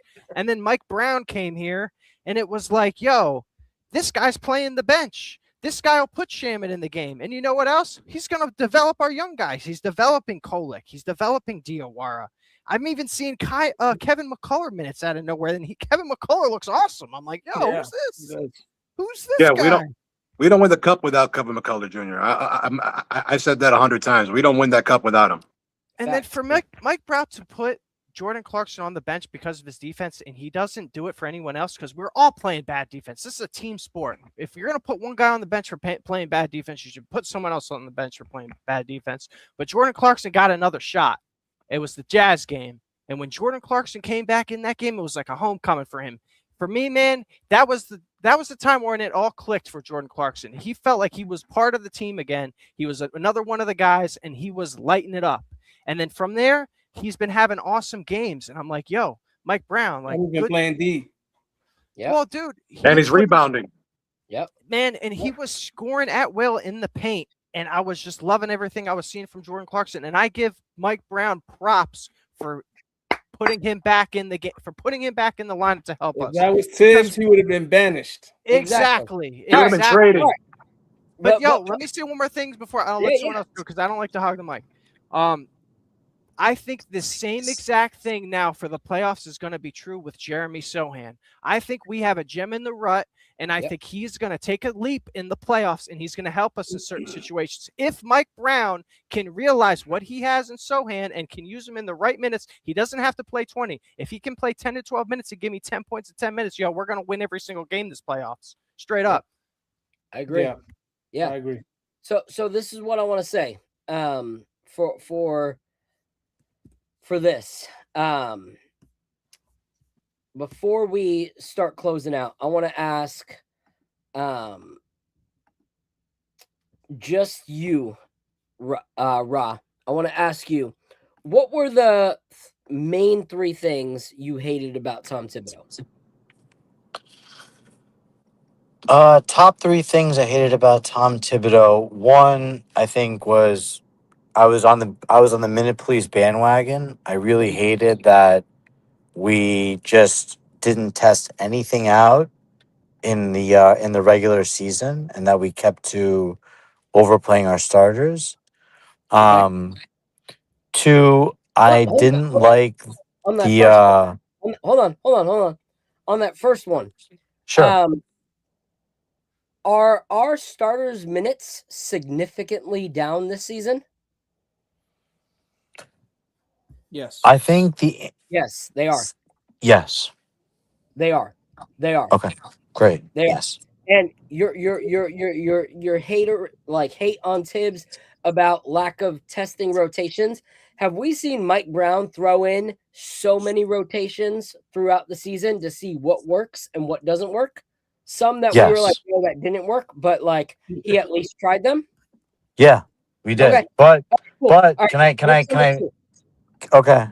Let me know if can I give you a full statement on that?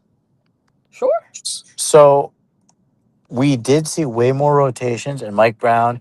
So I want to also say Mike Brown deserves credit for coaching us to an in-season championship tournament, because I thought that was a huge win for us, and I celebrated that. And I called Al about that, and I was like, this is awesome, and I was glad we won. And so Mike Brown deserves props for that. He really does. Now, he also extended our rotations, and I'm really glad he did. However, I have had a real problem with Cat playing center, the number of minutes he has played center, and I feel like he should have done more to experiment and figure out a way to bring Diawara into the playoff rotation for us, because size is very important. And right now, the 8-man rotation includes Deuce and Shamit. When I think And when we Clarkson. play Josh Hart and Cat together, it's a big problem. And our net lineup rating for our starting lineup, which we're going into the playoffs with, is a concern for size and defensive interior presence. And so Yes. that's why I worry about Mike Brown the most in his rotations, because we're not leaning towards size in a size heavy conference, and that's what concerns me about him. Yeah. So my question on that is, are we more concerned about Mitchell Robinson being available for the postseason or the regular season? Fair. Postseason. Oh, yeah. Okay. So wouldn't it be genius and wise of a coach to make sure that Mitchell Robinson is ready, but also available in the postseason? Yes. Yes. And have we not seen him, at least in the regular season, give those 2 minutes together in multiple games to show what it could look like for those two to play together, so that when they do come in the playoffs and play together, it's not the first time that they experience that dichotomy? He's done it very sparingly. I see where you're leading the witness, and you're right. But how's this for one quick counter?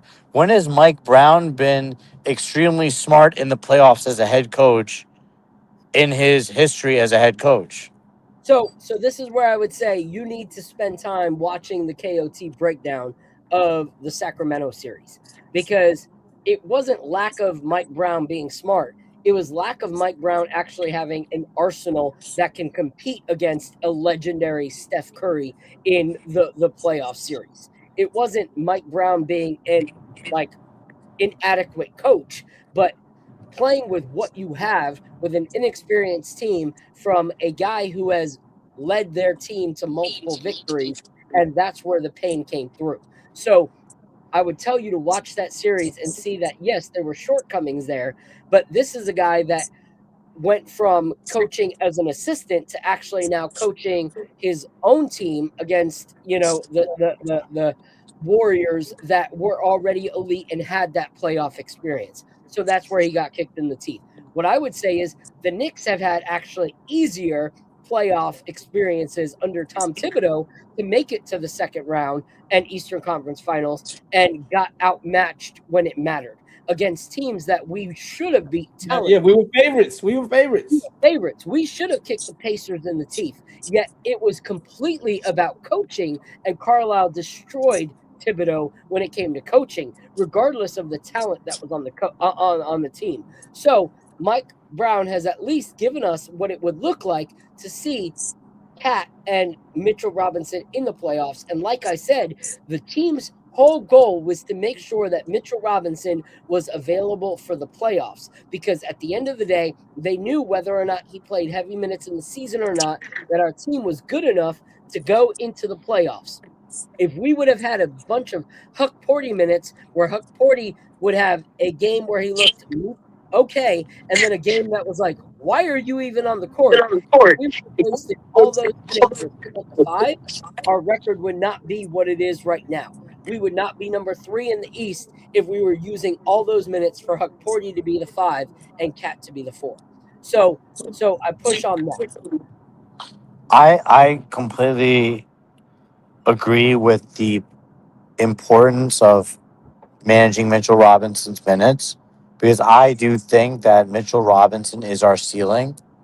And so I hope you're right. I hope that is the plan. I hope Mike Brown is a absolute genius that has to unleash Mitchell Robinson for the playoffs, because I absolutely love Mitch Robinson minutes, and I think we get the most out of Cat also when he gets to play with Mitch Robinson for certain periods of time. So here's hoping, man. I agree. And look, I like Mike Brown more than I like Tom Thibodeau. I do. Yeah. So, So the thing is, so I'm happy with that progress. But is Mike Brown like my coach of choice? No. Do you think is better You cut coach out. than Brown? And You so I'm cutting worried out. about that. There you go. well, Oh, sorry. here's one thing I would say. Sorry Okay. about that. So when it comes to Mitchell Robinson, we win and enter the Eastern Conference Finals if Mitchell Robinson is healthy. If Mitchell Robinson does not go down in that series against the 76ers and he's fully healthy against Indiana, we win that series. Like, I Yep.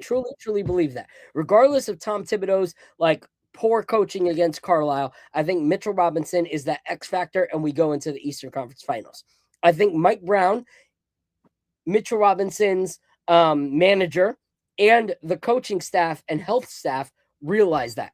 Like, when you look at how many injuries he's had, how much weight he's put on muscle wise, if you play him for an extensive amount of games in the regular season, there is a likely possibility that he is not going to be effective and available in the postseason.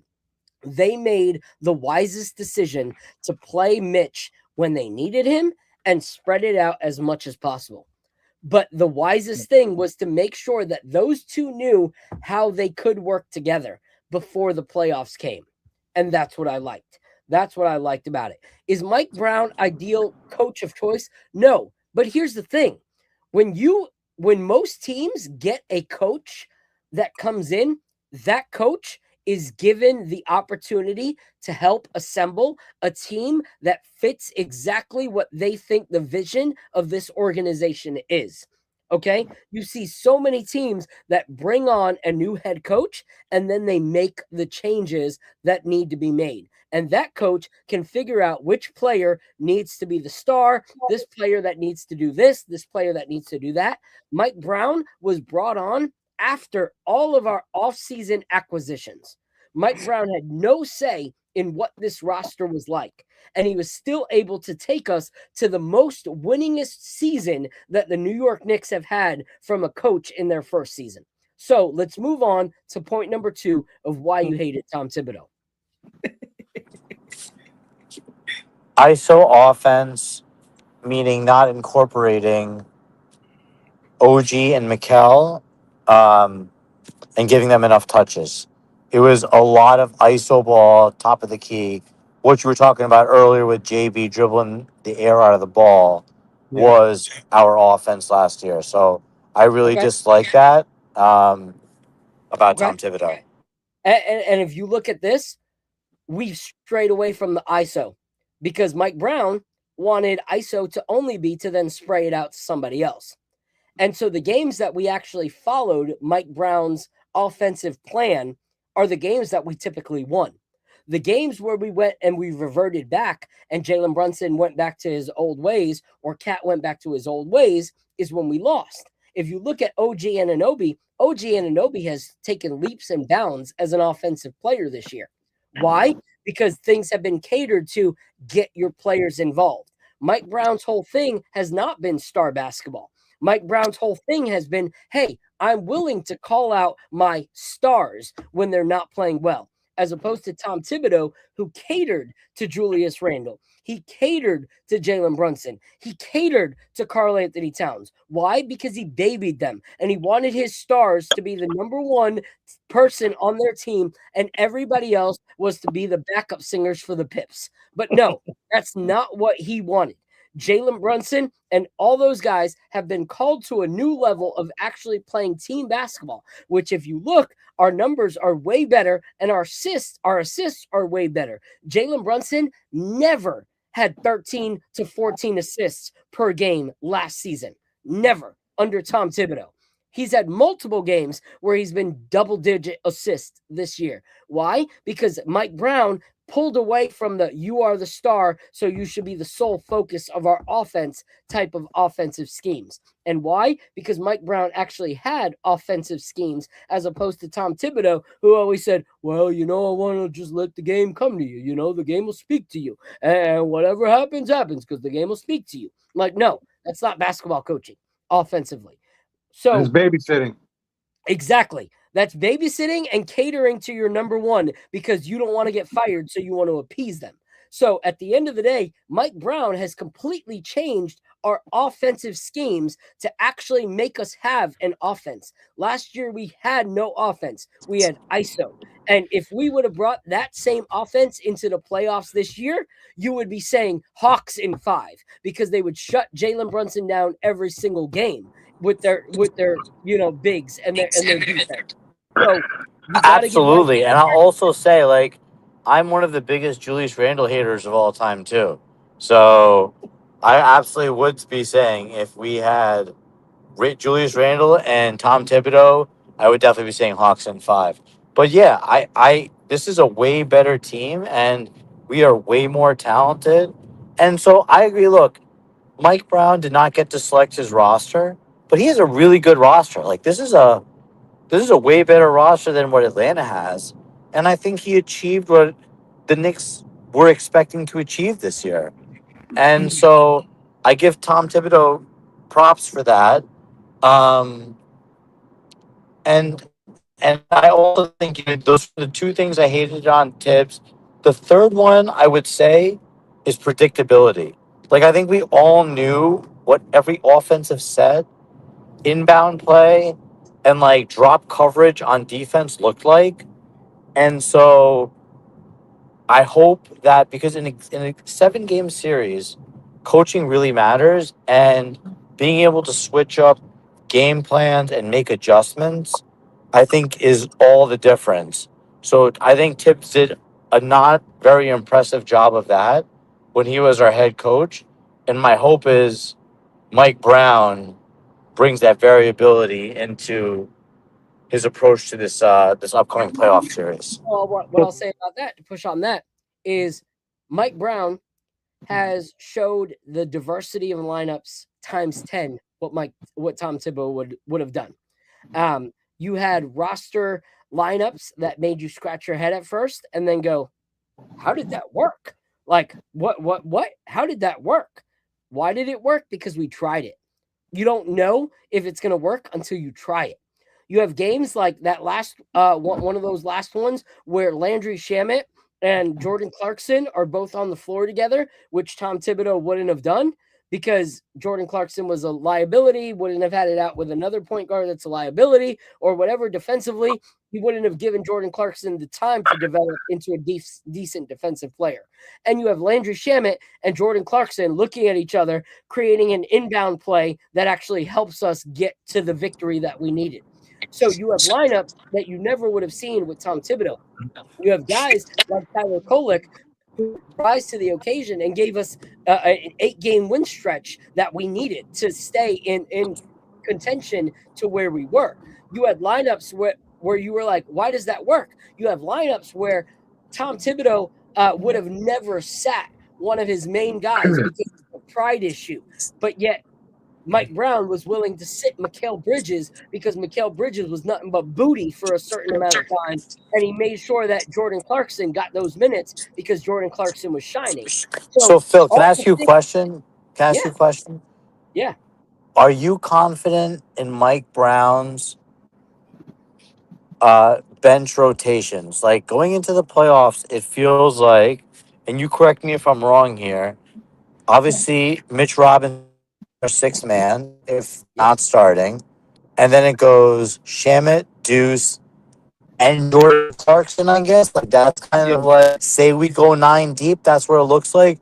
Are you happy with, given everything you said about what we've tested during the regular season, that is that what you think Mike Brown's rolling with? And are you happy with that being our 8 to 9 man rotation? Yes, I think we have the strongest bench in the league. Straight up. I think we have the most talent on our bench. I think like the whole conversation about Tibbs versus Mike Brown is losing a whole dynamic. Tibbs was a one-man band show. Mike Brown is not. Like he has other coaches that he actually listens to and takes inputs from. Yep. He actually has a guy on the staff that is amongst the top head coach candidates for next year as first time head coach candidates. Chris Gent, first time head coach candidate, and he's one of the top ones. And so he has competent people there that he can turn to. Like Rob, maybe he's not the smartest guy, maybe he's not the best guy, right? Maybe you're right. But he has pivoted to those guys. He's turned to those guys. I've seen huddles where those guys are running the huddle with the clipboard. And so that brings me a little bit more ease in the fact that, bro, like if you're starting a company, it can't just be you. We were just talking about this earlier, Phil. Like it can't just be you as the CEO, the CFO doing everything. Like you're the COO, you're the marketing guy. Like you can't be the one doing everything. And that's You can't wear all the hats. Yeah, and so at least we know that Mike Brown has some real competent people next to him. And never mind Rick Brunson, but he has some real competent people outside of Rick Brunson. Sorry, so who are the competent people next to him? Say it again. Not Rick Brunson and not Mo Cheeks. Yeah, I don't really rock with Mo Cheeks. But there's Chris Gent, who's the offensive guy, and then I forget the name of the defensive guy, but he has a defensive guy too. Look, you might be right, and my coaching knowledge. Darren Edmond or Mike Bryant? No, Edmond, yeah. Yeah. Here's the thing. When I look at our roster, okay, and I look at the different possibilities that we have, I feel like Mike Brown is willing to explore those throughout the season to see what works. And that's when you want to explore. You want to see what works and what doesn't work. And we under a lot of coaches like Tom Thibodeau, you wouldn't know the possibilities of that. So let's say, God forbid, one of our guys get injured. Now you're trying to figure out if we have anybody that is competent enough to help us fill that gap. We know what guys can fill that gap and what can't now, because Mike Brown has been willing to test those guys. And like Al has said, a true leader is not a guy who rules with an iron fist and is the guy who makes every single decision. That is not a true leader. A true leader is a guy that comes down and says, hey, I know my strengths. I also know where I've fallen short before. Yeah. I know the series that I've lost before, and it was because of incapabilities to figure out this offensively or this defensively. So I'm going to bring the best people around me and make sure that when I don't have the right answer, that they do. That is a true leader. It's not by the end of this playoff run, Rye's going to be a Mike Brown fan. I believe so. We're going to turn him. I believe so. I truly believe that Mike Brown is going to take it further this year than Tom Thibodeau for sure would have taken us. And I feel like he has overcome a lot of obstacles. And the fact that he's been able to pull certain things out of certain people, you can't look at this season and not say, oh my goodness, Cat was the most defensive liability as a big man in the start of the season. And now go at the end of the season, how is Cat not fouling every single play defensively? How is Cat making an impact defensively and not give the coach credit? Because Cat didn't just wake up one day and go, oh, I think I'm going to be a good defender today. Like that didn't happen. Like that takes coaching. Whether it was Mike Brown or his staff, it's his staff. He's the one that brought them in because he knew that they could make that difference. So that alone is leaps and bounds. You look at JB and you look at Karl Anthony Towns, both of them are significantly better defenders than they were when they started the season. And that is huge. Same thing with Jordan Clarkson. So if you want to nitpick the small things, you also have to celebrate the things that you might overlook. Like there are many things that he's brought out of players that make us a title contending team. Can we do one quick thing, round table, before we all go? And we should probably start with Joe and the infamous. Who is your X factor for the playoffs? All right, I'll go with you first, infamous. X factor is without a doubt Mitchell Robinson. Damn, that's mine. Yeah, it's what Mitchell Robinson does. His presence alone just is a nightmare for any opposition team. He's a game wrecker. He's like a defensive end, game wrecker, sacking the quarterback. It's. I mean, he was what Darrell Revis used to be for the Jets a long, Yes. long time ago. Yes. You just don't want the ball to come anywhere within 5 feet of him because you know it's going to him. He's a magnet for offensive rebounds. I think that second chance points is going to be the tail of the tape. It's going to be the deciding factor, and just pure talent. That's why I'm going to stick to it. Knicks in 5, and it's going to be because of Mitchell Robinson. Okay, I'm with you. All You right. don't even got to go to me. He gave my answer. All right, Rob, what do you think? Hey, and are you asking about this series or playoffs in general? Just like playoffs in general, who is our X factor? All right, what do you think, Ra? Did we lose you? He's on mute. Joe, He's on mute. Are you on mute?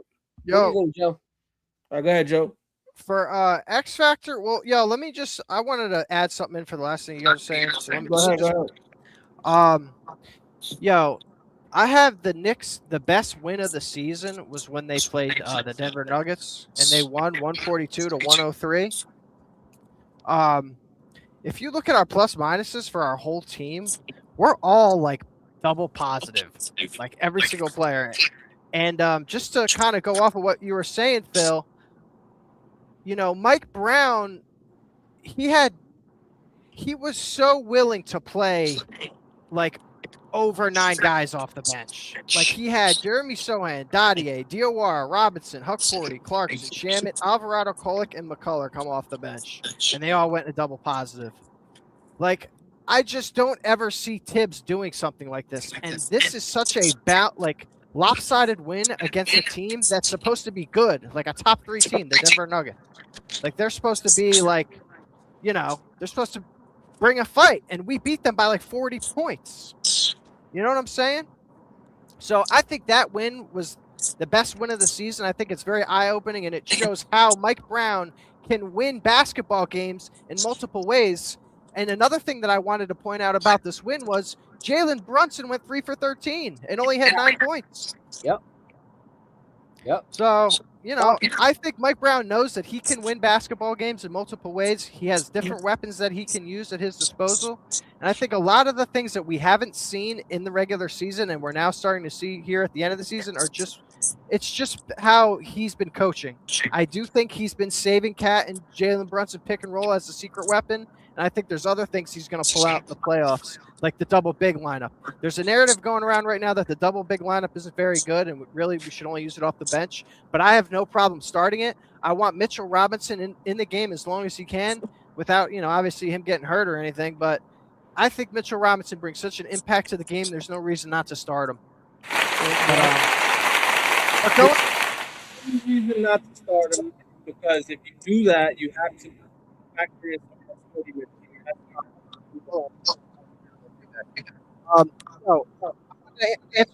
that you hit me with. What was the question again? I'm sorry. I didn't mean to go off the rails. The question was, who's your X factor? All right, okay, boom. Okay, so my X factor for this Hawk series is OG Anunoby. I think OG Anunoby is going to have some crazy games for us. And I think he's going to be in at least 3 games. It's going to be one of our top scorers, and I can see him dropping 30 bombs and being, that difference. He does that. We're in good shape, yo. I swear. That's what I'm saying. And you know what else too? Like when you sprinkle in a little bit of Josh Hart being left out open because the coach can't defend everybody, and you mix in a little bit of what Mitchell Robinson do on the boards, plus JB, and man, I don't see this Hawks team messing with us at all, man. And especially with our bench, like Clarkson, Deuce, and Shamit. Like Shamit had a 40-point game this year. Like he went off too. Word. So, and that was before he even got hurt. But man, we got some weapons on our squad, and I don't see the Hawks have as many weapons as we got.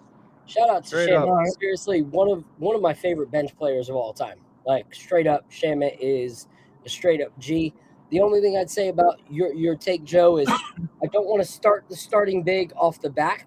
Yeah, that's fair, man. That's fair. Let's test it out and see how we do against the Hawks without that starting big, because I think it's more so important that we end with the starting big lineup than I agree. Starting big lineup, because but remember, when you look at Mitch, as much as I love Mitch, he's not going to give us a ton offensively.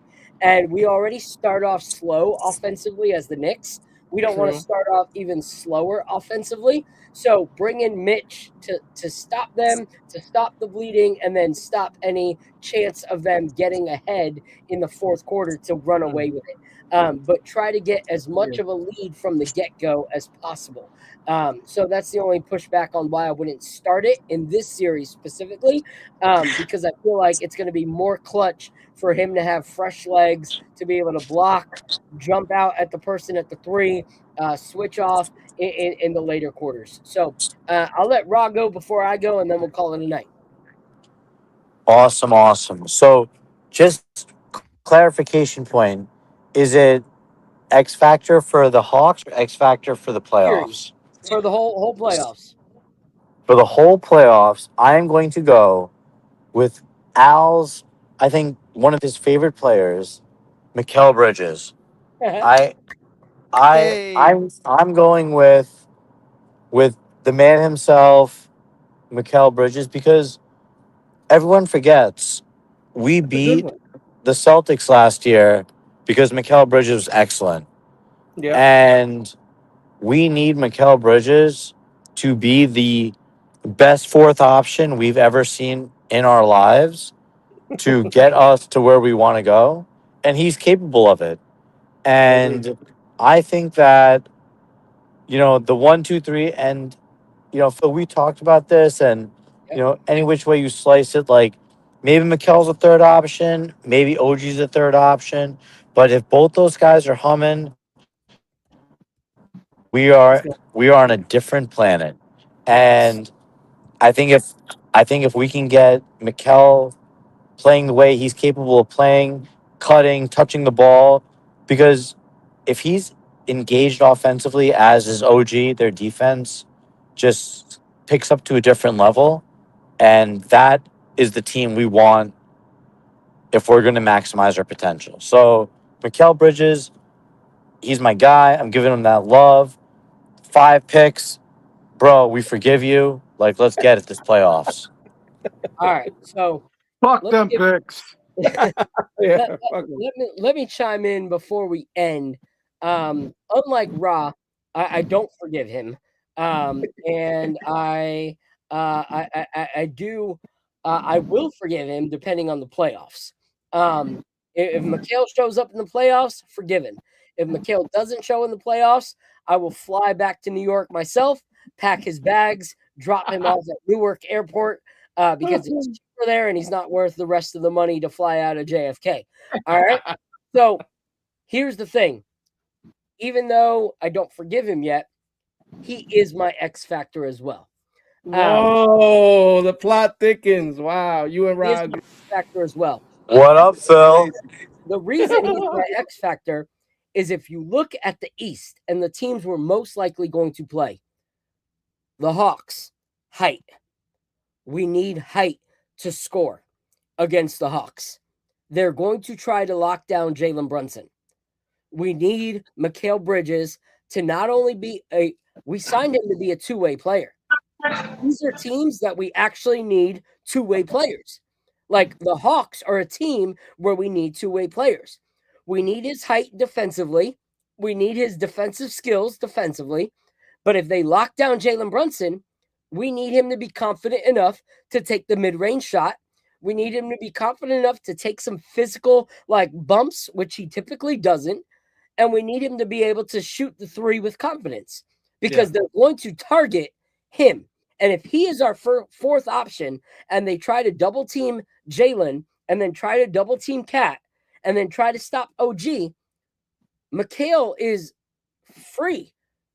He needs to be able to shoot it. He needs to be able to help us offensively and defensively. Yeah. Then, bar a miracle, we're going to see Boston Celtics in the second round. And in the second round, Boston Celtics has a team that can score from 1 to 8. So we need a defensive player that can stop them. We need a player that is good enough and long enough to stop them. But if they're putting up nonstop buckets, we need to be able to put up nonstop buckets too. And there's going to be in a 7-game series, which with Boston, it could go 7. where Jalen Brunson and Karl Anthony Towns are going to have off nights, we need Mikal Bridges to step up offensively. Like, we need that. So, and then you go to the Pistons. They are a physical and tall team. They lock down Jalen Brunson very, very well. This is a freaking series that Mikal Bridges needs to step up because those guys, they can score. You have Cade Cunningham. Obviously, he's a beast. But then Jalen Duren in the last part of the season went from averaging 16 points a game to getting 26 points a game. So now you have him as an offensive threat. You have freaking Thompson, who's been playing incredible. You got Duncan Robinson, who can unload the clip from three. You got Tobias Harris, that has been playing great basketball. You got Jenkins, who's been playing great basketball. You need defensive stops against them. But you also need, they are a team that has made life hell for Jalen Brunson. Jalen Brunson has struggled against the Pistons. And so if he's your number 4 option and he's the mid-range king of the New York Knicks, we need to see him putting up buckets. So to me, to get to the Eastern Conference Finals and then to the championship, Mikal Bridges showing up is the X factor. Because Jalen Brunson, though he's had some really crappy nights throughout the season, more so this year than last year, he's still pretty consistent. Like, you know what you're going to get out of Jalen Brunson. You know, in a 7-game series, you can probably guess that in 5 or 6 games, he's going to show up. Karl Anthony Towns has found a way to show up in the second half of the season. OG Anunoby has actually went from, I don't know if he's going to show up, to holy crap, I didn't know OG had this in his arsenal. So Mikal Bridges is the one that we really need to show up in the playoffs, in my opinion, to get us to the finals. I think Mikal Bridges is that X factor, and if he's that X factor, he will be someone that continues to be a New York Knick. If he falls and fails, I say we pack him up and he goes. So he's either the X factor or he's the reason we lost, and then he goes. That's my opinion. So either he's the guy that we win, or the guy we packaged for Giannis next year. Is basically what you're saying. Yep. Yeah. Exactly. He's either all solid answers. The guy that puts his name in like the, okay, you don't have to show up in the regular season. You show up in the playoffs all the time. We're going to continue to sign you. Or why are you still here? Like, you should have known to pack your own stuff. That's what it's going to come down to at the end. But we'll see. We'll be back next week. The next 2 weeks, we will be on Wednesday night at 8 p.m. because we have games on Thursday. The schedule has been released both this week coming up and the week after. We have games on Thursday. So this week, we'll be chopping it up with Peerless Bourbon. I'm really excited about that. Do us a favor. Make sure to support Mr. Knickerbocker Ave right down there. Support and follow my guy Joe from AC. Support and follow Al from Harlem. Ra right there, Nick Life Crisis. And congratulations to Ra. He is the newest member of the KOT family. Here, bro. Like, thank you guys so much. I really, really appreciate it. It's an absolute honor, and it's been so great getting to chat it up with you guys tonight. Thank you. Honestly, it's been a blessing to kind of be like, you know, big bro, kind of give you a little nuggie about some things in the first episode. Like, I love that. I love that we had this fun. Absolutely. Episode. Hey, and then y'all agreed on the last point. Yes. Yo, Phil, you mind if I ask you one thing before we get going? Yeah. Hey, man, I mean, I wanted to bring this up at the end. The infamous brought up Giannis. And I kind of want to have a little objective take about this because you know what? Oh, God. Over the years, we have been the fan base that said, oh, we're just kind of going after the shiny new thing. You know, do we really think that Giannis is the new shiny thing that we should go consider trading all of our picks and all of our pieces for? Just food for thought, because I don't even really know how I feel about it. Because before I was thinking maybe, but now I'm kind of like, I don't know, man. We got to see how we perform in the playoffs this year, like you said. That's what I was going to say. If Mikal Bridges doesn't show up, like, be later. You know, but I really want to keep this topic in the forefront because, like, Can I just say the one crazy thing with the playing going on, watching the Thunder get the Clippers draft pick this offseason really has me questioning like how many more picks we want to keep leveraging for the future, because 2032 and 2034 are a long ways away. And Giannis is getting older, and I And he's agree with getting you. Like, hurt I more feel like, every year. are we late to the party? So I don't know, man. I'm a little skeptical. I'm not a fan of that either, but it is what it is. I know that that's not something that I don't personally want this. I've been saying this for years. I never want Giannis on our team. However, I know how New York media is. We all know how they are. We all know how the talking heads on the big networks always talk, and you know how there's going to be a lot of pressure. So if the Knicks do not make the NBA Finals, there's going to be heads that are going to roll, and Leon Rose is, I'm sorry, but his job is on the line. If the Knicks don't make the NBA Finals, both him and Mike Brown might be unemployed, and you have to trust that whoever is in charge remembers they have to re-sign Mitchell Robinson because he's a free agent at the end of the year, and knows that you have to make a move because if this JB thing doesn't work, if it doesn't work in the playoffs, say all we're talking about is like we're going to see the same old thing and we're bounced out in the first or second round. That's going to be the topic of conversation throughout the entire offseason. So when is Giannis coming? Here's where I'll push back a little bit on those takes. The Knicks have been known to go after the shiny thing all the time. I never get it. Never get it. And I think that if we did that this offseason or by the trade deadline, that would have been the Knicks doing that. Okay? But this shows growth that we didn't. We didn't make that trade. We didn't go all in on it. Like, if you look at the Carmelo Anthony trade, the issue wasn't that we went for Carmelo Anthony. It's that we weren't patient to get Carmelo Anthony. If we would have just been patient and waited till the offseason, he would have been a free agent. We would have gotten Carmelo Anthony to come. Yes, that next year he was out of his contract. Right, but remember, if you remember that, there was that 3-year, $65 million contract extension that he was wanting to sign. And had the Knicks not offered that and make the trade, then he would have ended up in Brooklyn. No, I don't think so. He specifically said that as well, and that was a known fact at that time. Okay, well, regardless, the reason that the Carmelo Anthony thing didn't work was because we robbed ourselves to get Carmelo. Like, at the end of the day, we gave up everything and said, hey, we don't need role players. We don't need a second option. Let's just get this one guy and be relevant. And that didn't work.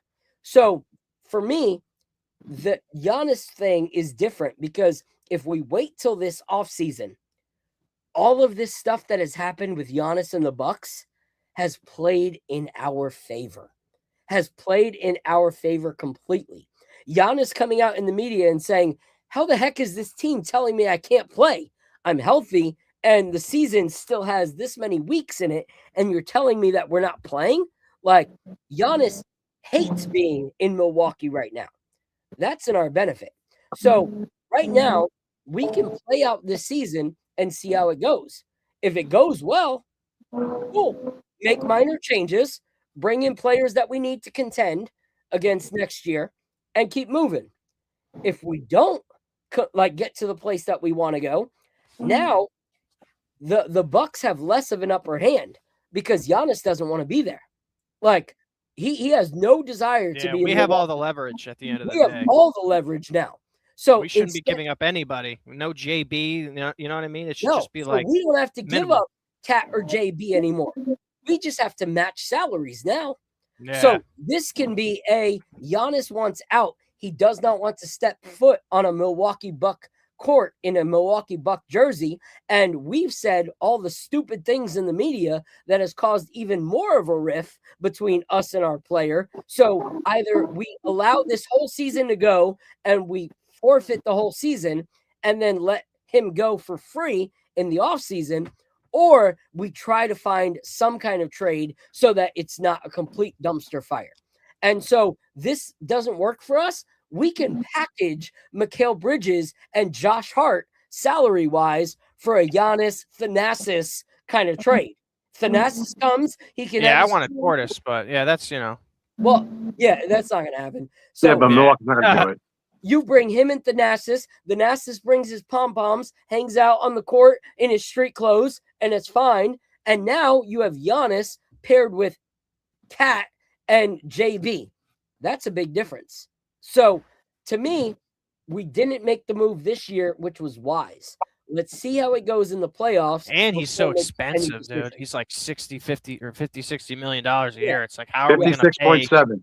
How are we going to pay all these guys? Like, how are we going to play Cat and Brunson and Giannis, like, and Mitch? Like, how someone's not playing on our team next year? You know what I mean? So it definitely comes down to some questions. But anyway, boys, I got to get to bed. Got kids early in the morning. I appreciate you guys. Salute. Thank you guys so much. If you guys joined us, please subscribe, hit that like button, like these guys, subscribe what they're doing. And until next time, God bless and let's go Knicks. Deuces. This is the moment we waited for. Everything you want is right here. We gon' give them what they came for. We gon' take it up from last year. Shoot 'em my shot, boy, I'm long range. Me and the team on the same thing. Stayed down, never switched up. Only thing changed was the game. I'm in the zone now. Nothing can change what we on now.